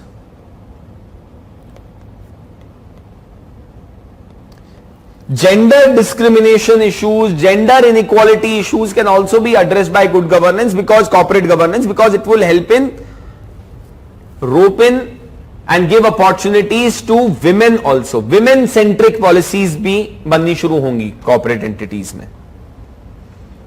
If the organization is working, if the work timings are odd, then there should be a pick up and drop facility for the women. Some of you may say that why should it not be there for the men? No doubt about it. But then you have to understand the kind of society that we live in, where unfortunately it is not really safe for women to ply out late in night, not because they are not capable enough of defending themselves, but because the law and order situation is not under control. So they should be extended some benefits, some protection, especially because they are more disadvantaged than the others. Yes, some of you can say that men also feel scared moving out at night, no doubt about it, but who's at greater risk in this society in which we live in, men or women, when they are venturing out at night? That's the thing that we need to keep in mind. Practical things, okay? Then what else? What else can be mentioned? That what is the importance of good governance, of corporate governance, or importance of ethics-based corporate governance in India? Then customer relationships also get improved. Ethical governance increases customer loyalty. You improve customer retention. Today acquiring customer entails a cost. अगर आप एक नया startup हैं, आपको कुछ लोग अपनी app पे लाने हैं, अपनी वेबसाइट पे लाने हैं, customers can start using your product, you would have to acquire customers, और वो कस्टमर एक्विजिशन का एक कॉस्ट होता है, जो कि मार्केटिंग कॉस्ट उसमें इंक्लूडेड होती है, एडवर्टाइजिंग कॉस्ट इंक्लूडेड होगा, बहुत सारी और चीजें इंक्लूडेड होंगी, offers, discount, all these things will be included. How unfortunate would it be that you spent all the money to acquire the customer and then the customer did not want to stick with your service or your product and went on to adopt some other product or service. So therefore, to ensure customer loyalty also, it is important to observe principles of good corporate governance or corporate governance. Then what else? With ethical business practices, complaints and issues of customers are solved transparently, leading to trust in the corporation, and therefore longer term engagement with the customers. And then business performance, good corporate ethics are also enhance overall business performance, particularly leading to improved competitive advantage through good governance, higher financial returns and better reputation. In good corporate governance, emphasis would be on efficiency, emphasis would be on ensuring that maximum profits can be generated, but at the same time keeping the sustainable concerns and environmental concerns in mind, right? Then business performance also gets improved because you are focused on best practices, constantly improving and innovating. As a result, you may also get competitive edge over your competitors, right? So these are some of the reasons because of which ethics based governance can be said to be very crucial. और बुरे time के अंदर आपकी reputation, आपके employees का support, आपके suppliers का support, ये सब चीजें बहुत मैटर करती हैं. In good times, a business would be functioning properly, of course with the support of all these stakeholders, but at that point of time you do not realize the importance of each and every stakeholder. It's only when the system collapses that you start paying emphasis on those particular values as well. So I hope that you understand what is the importance of corporate governance or good corporate governance. Any questions till here? यहां तक कोई questions पूछिएगा. Any questions? Any questions?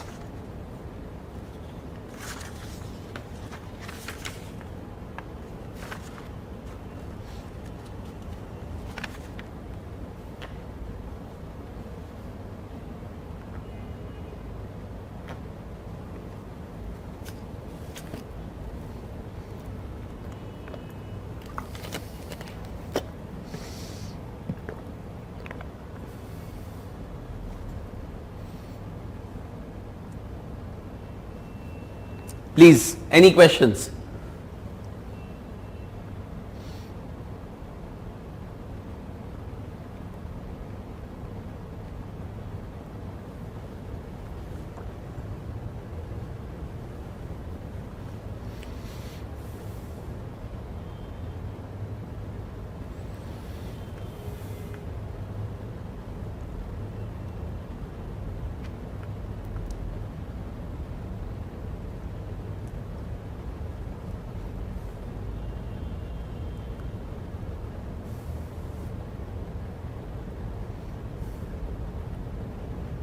Right.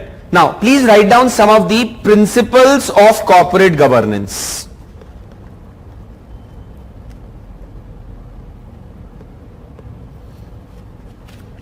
Principles of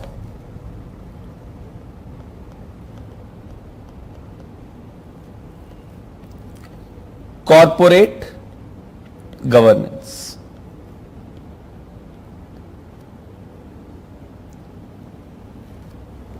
Not a lot of syllabus is left. There are 2-3 other topics after this. One is how do you strengthen ethics in public administration. That is one topic. The other topic, that is ethics in international relations. Then we have the topic of corruption and utilization of funds in public services, and a topic regarding ethical dilemmas. तो ये 3-4 topics हैं, बहुत छोटे छोटे topics हैं. My guess is that tomorrow's class and probably next Saturday we should be able to finish off the entire syllabus. So what are the principles of corporate governance? See, first and foremost is transparency. Transparency. Companies that are transparent in their functioning to the public and to the various stakeholders are always the one that are able to win the trust of the public, able to win the trust of the financial institutions and investors alike. Right? So that is one. Transparency is one of the most important principles that should be adopted by any corporate entity to ensure good corporate governance. And transparency, you should write down, is especially important at the top echelons of any corporate entity. Of course, transparency should be throughout the organization, but top की functioning, जो top leadership है, उसकी functioning में transparency होना बहुत जरूरी है. That is one of the essential principles of corporate governance. Right? Second, accountability.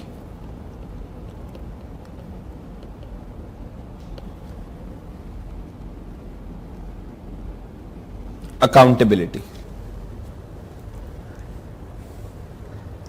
Please write down a couple of sentences. Accountability gives shareholders the confidence in the business. Accountability gives shareholders confidence in business. Gives shareholders confidence in business that in any case, that in the case the company lands up in an unfavorable situation,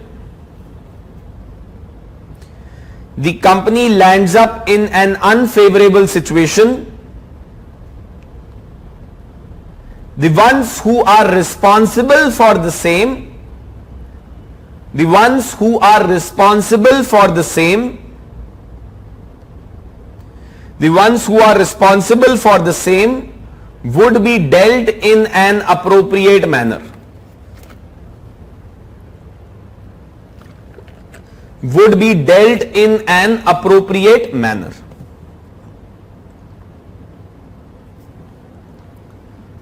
Would be dealt in an appropriate manner. In corporate governance, accountability primarily means two things. In corporate governance, accountability primarily means two things. One, management should be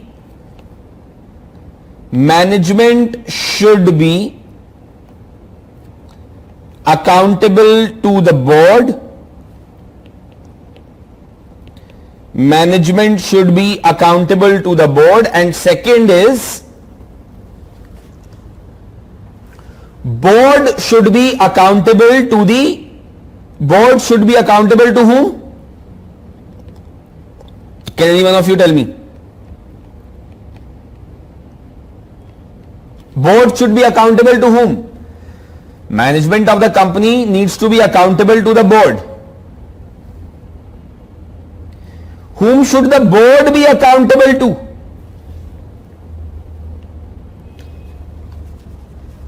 Whom should the board be accountable to?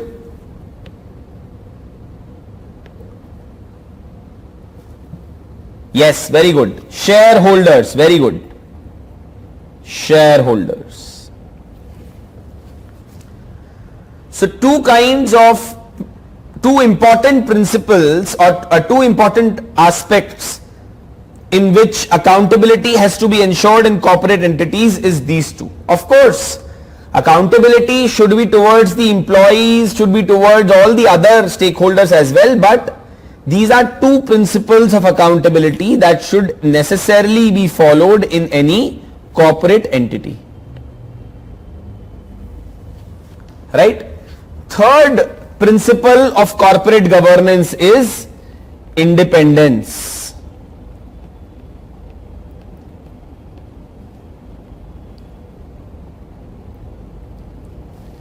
Third principle of corporate governance is independence.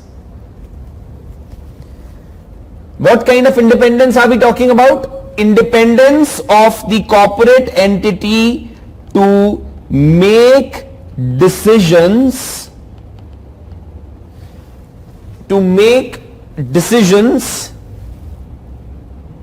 without any influence or constraint. Today, a large number of startups, the decision making in these startups is not influenced by or is not independent in nature. Rather, it is largely influenced by the interests of the investors, which is wrong, which is not how it is supposed to be. So you need to mention this, that to make decisions without any influence or constraint. And what all does independence means? Please write down in corporate governance terms. 1. Ability to stand firm in face of inappropriate influences. Ability to stand firm in case of inappropriate influences. This is very important. See, आपको question देखो, ऐसा नहीं है कि ये corporate governance जो है ना ऐसे टॉपिक पूछा जाएगा कि बताओ प्रिंसिपल्स ऑफ कॉर्पोरेट गवर्नेंस क्या होते हैं, ऐसा नहीं होगा. क्वेश्चन आएगा, हो सकता है केस स्टडी की फॉर्म में, थ्योरेटिकल भी आ सकता है. थ्योरेटिकल तो हम लिख ही देंगे, अब ये हमें आता है तो. But you need to keep your brain open कि अगर ये केस स्टडी की फॉर्म में आएगा तो मैं क्या करूंगा. If they give you a question that you are MD of an organization और आप देख रहे हो कि जो आपके इन्वेस्टर है वो आपके ऊपर प्रेशर डाल रहे हैं कि आप कुछ ऐसा काम करो जिससे प्रॉफिट्स बढ़ जाएं, but that is against the very basis and the philosophy with which you started the organization. You started the organization in your startup with the objective that I will be providing best quality food to the customers.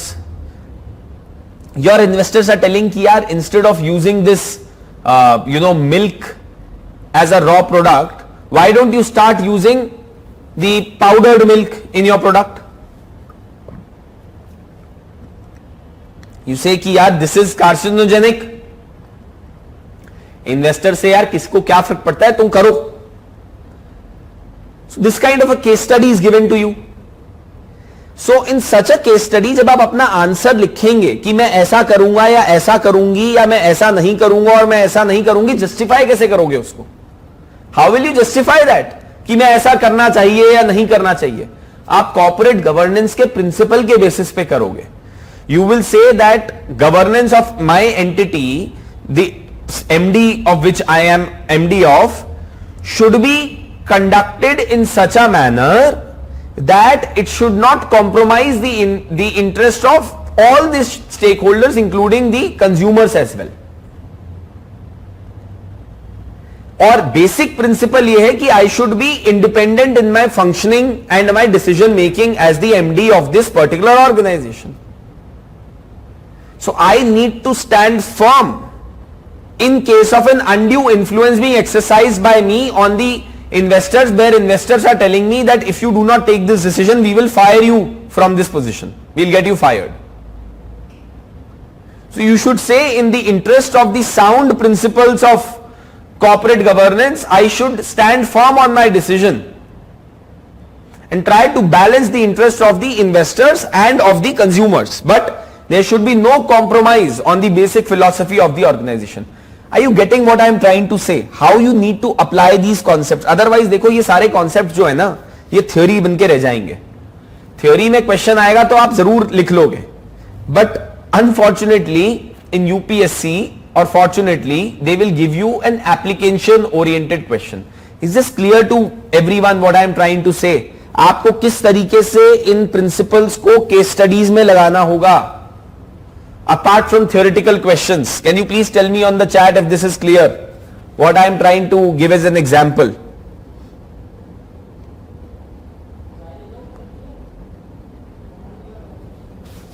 Is this clear? Can you please tell me on the chat if this is clear?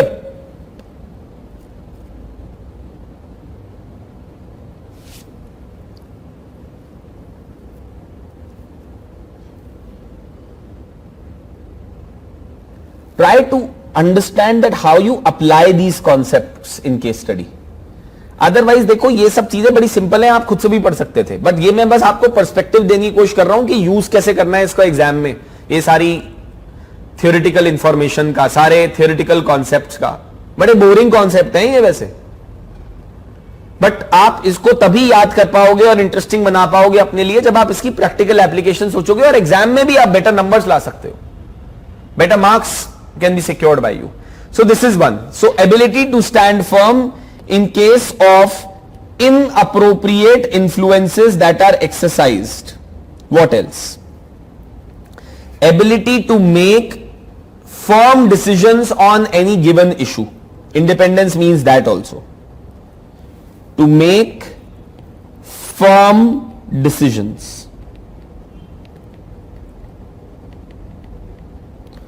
on any issue, right? And ability to take decision that is in the best interest of the company, most importantly, in the best interest of the company.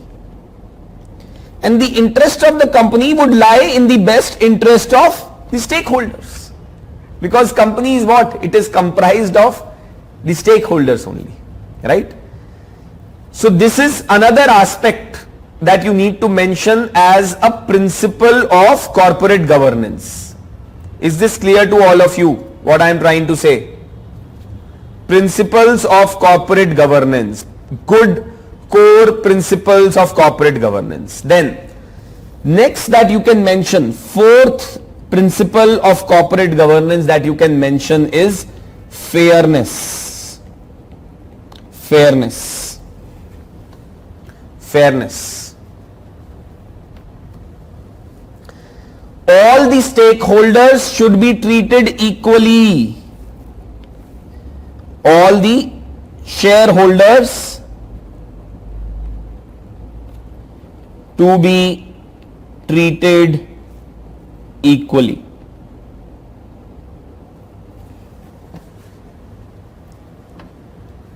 All the shareholders should be treated equally, irrespective of whether they are employees, whether they are public officials, or whether they are just a common person.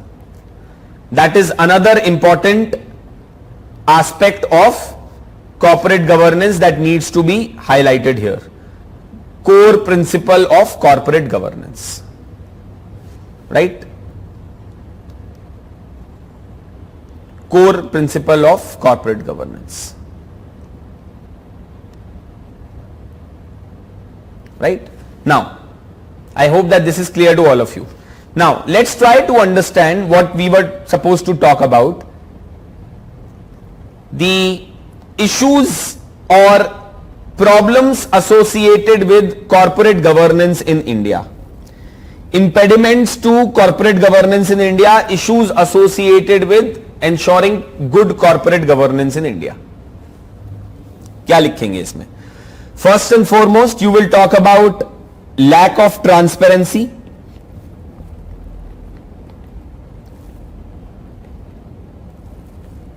Lack of transparency and lack of fairness in functioning of the organizations, in functioning of various corporate entities that try to conceal information, that try to hide information. Lack of transparency and lack of fairness in the working of corporate entities in India. So that is one that you will be writing. Second is you will be writing family ownership of corporate entities is a major impediment to ensuring corporate governance in India. Family ownership of corporate entities, that's also something which can be written. Right? Then questions, or you can write down inadequate monitoring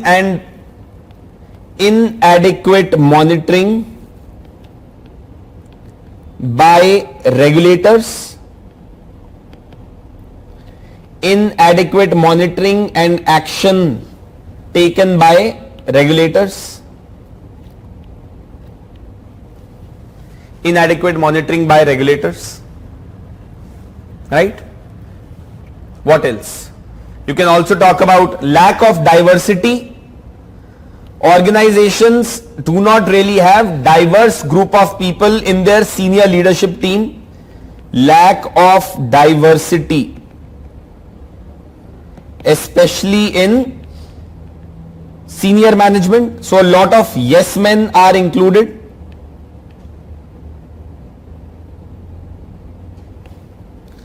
Lack of diversity, especially in senior management. Right? What else?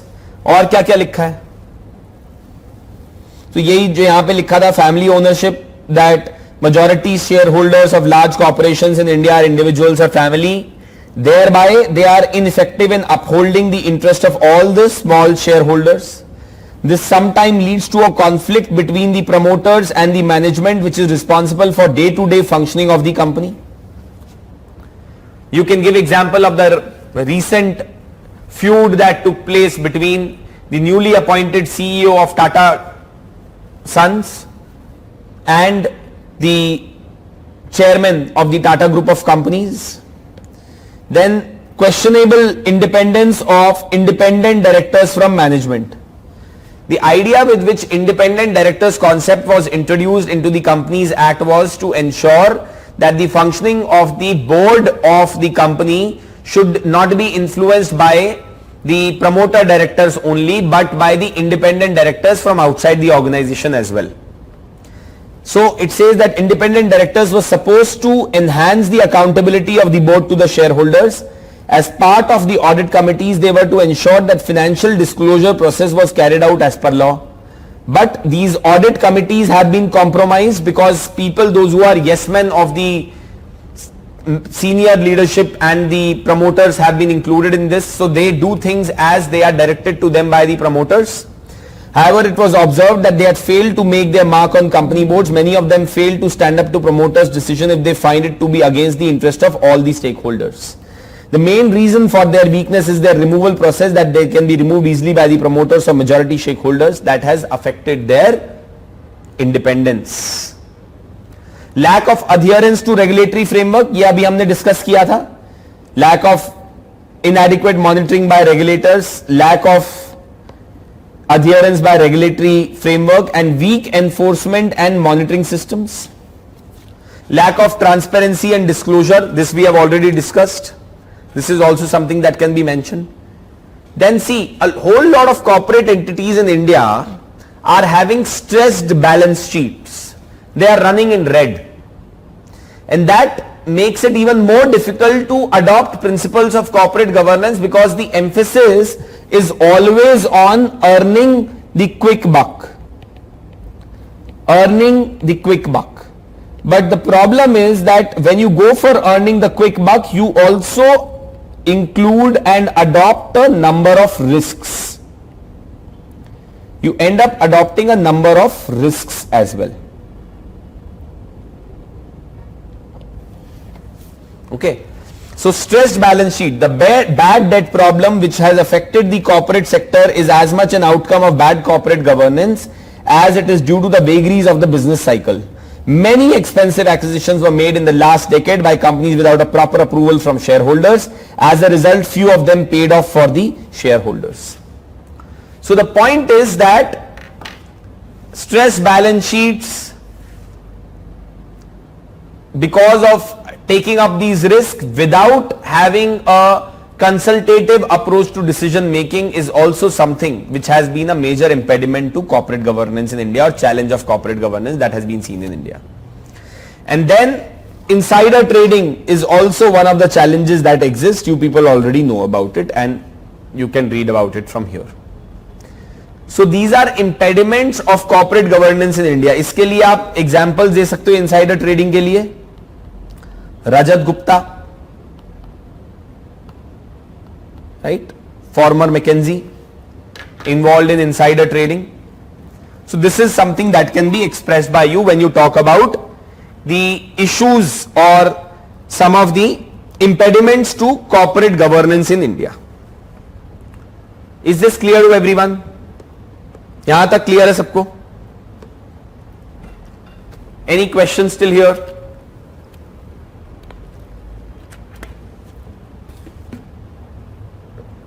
Is this clear to everyone?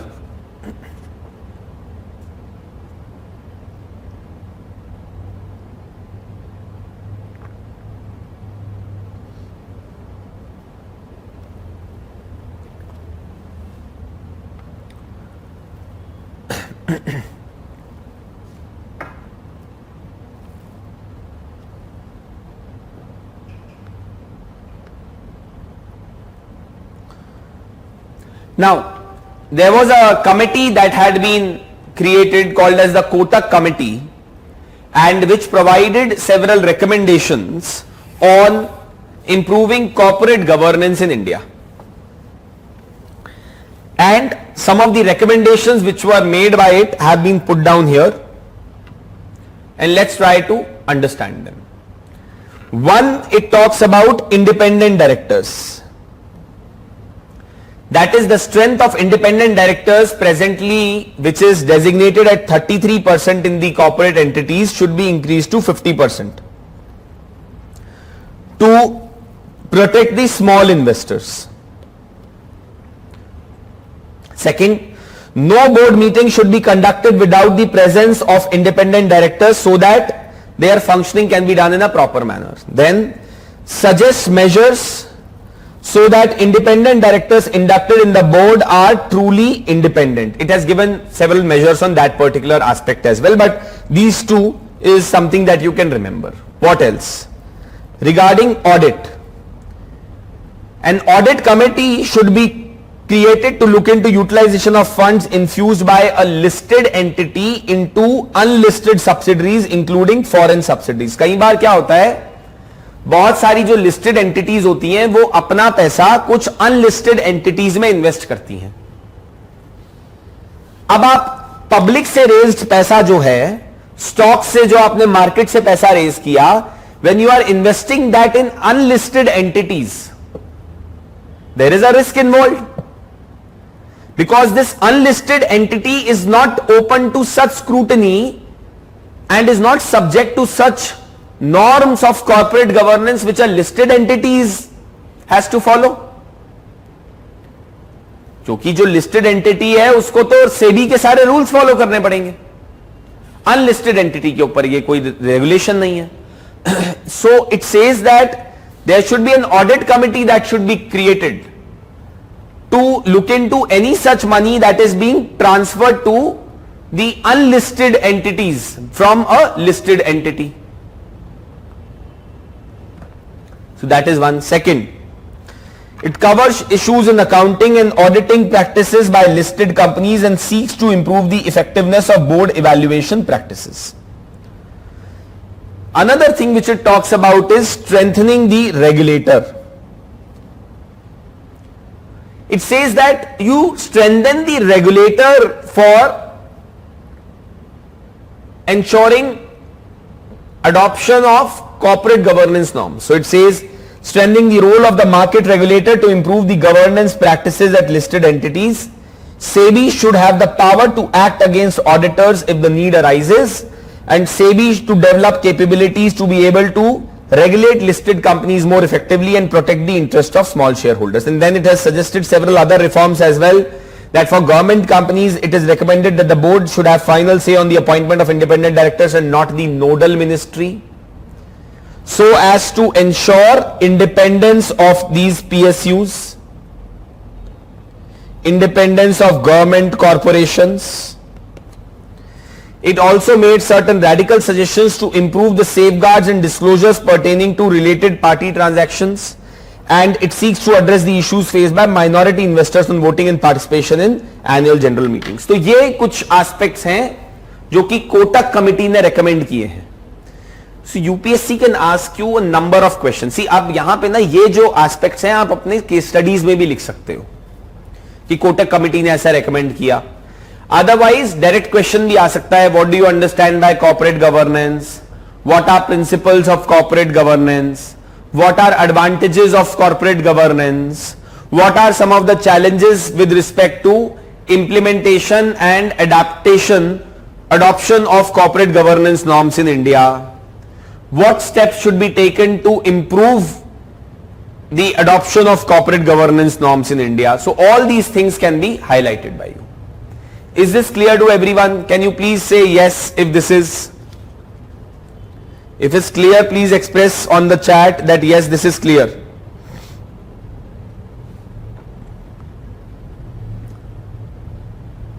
Can you please tell me quickly on the chat that yes, this is clear?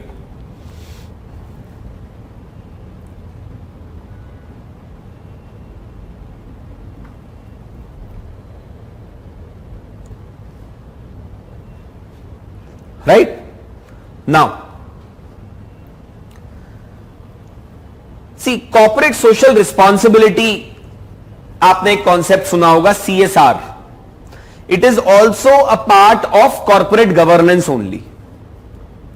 And the concept is that because the corporate entity exists in a social setting or in an environment or in the community, it is responsibility of every corporate entity to give back to the community. So it says that the term corporate responsibility in general can be referred to as corporate initiative to assess and take responsibility for the company's effect on environment and impact on social welfare. Read it again.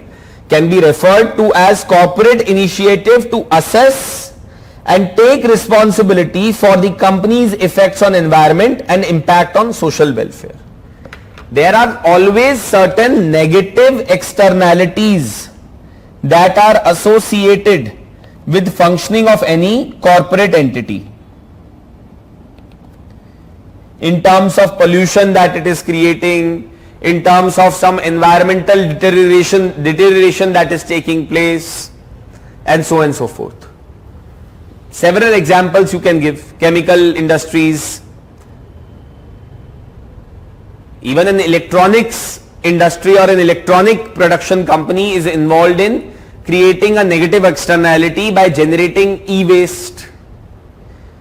तो ये उस corporate entity की responsibility बनती है कि वो उन effects को मिनिमाइज करे और जो उससे डैमेज हो रहा है उसको प्रोटेक्ट करे और उसके लिए कुछ रेमेडीज दे. That is what is called as corporate social responsibility. So in India, when we talk about corporate social responsibility, it is governed by clause 135 of the Companies Act 2013, where now it has been made mandatory to spend CSR with a framework to identify potential CSR activities. Her company में एक CSR committee होगी. हर company जो कि eligibility criteria में आती है कि उसको CSR स्पेंड करना ही करना है, it has to spend at least 2% of average profits of last 3 years. Average profits of last 3 years.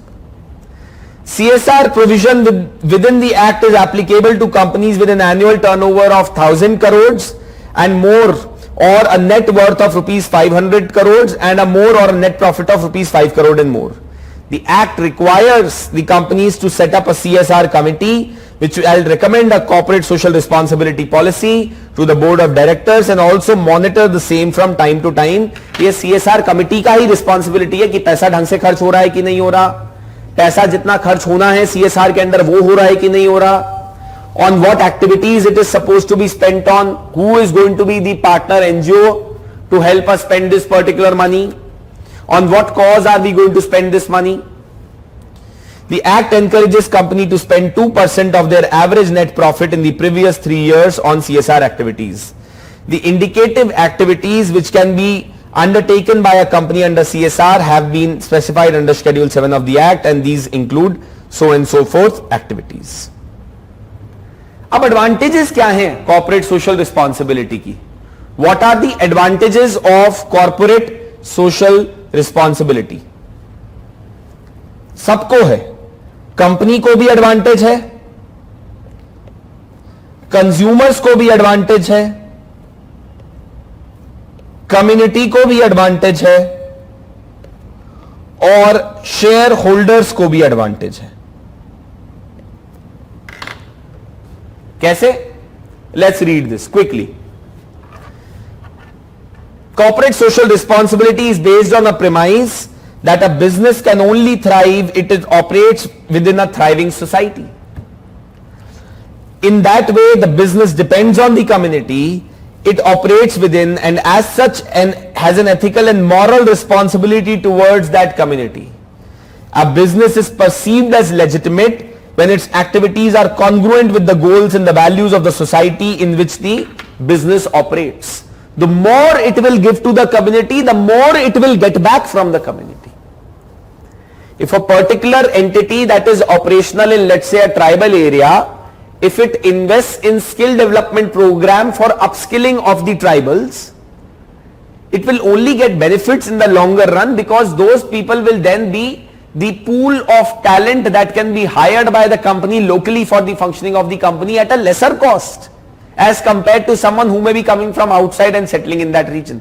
And this person who will be local will be sticking around with the company for a longer period.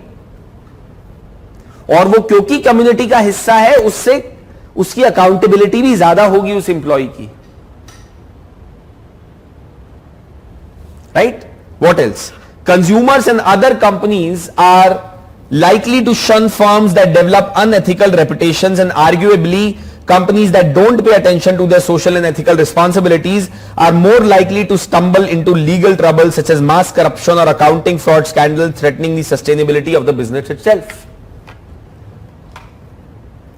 If you were given two options, one company which is using unethical practices and the other which is using ethical practices, both giving same quality of product, you would always go for the second one.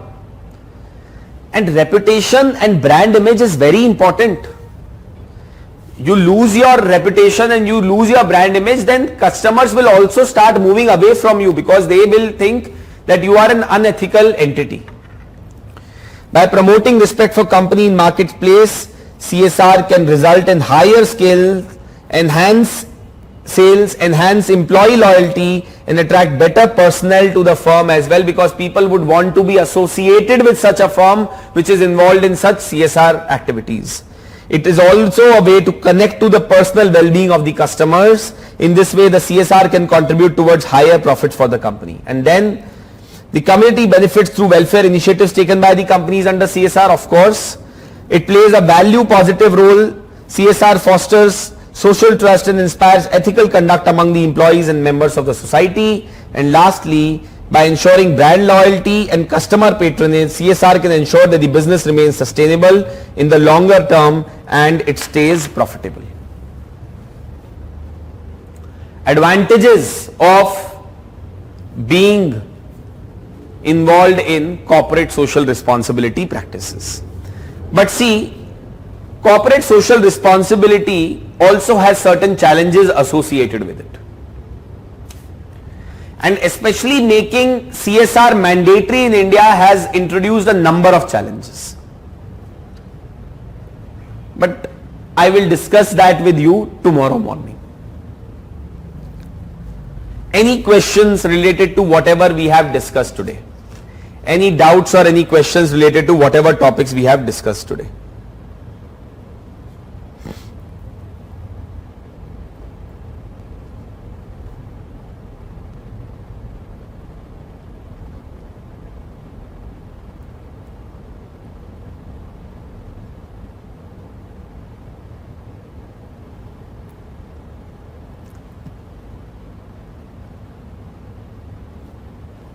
Any questions?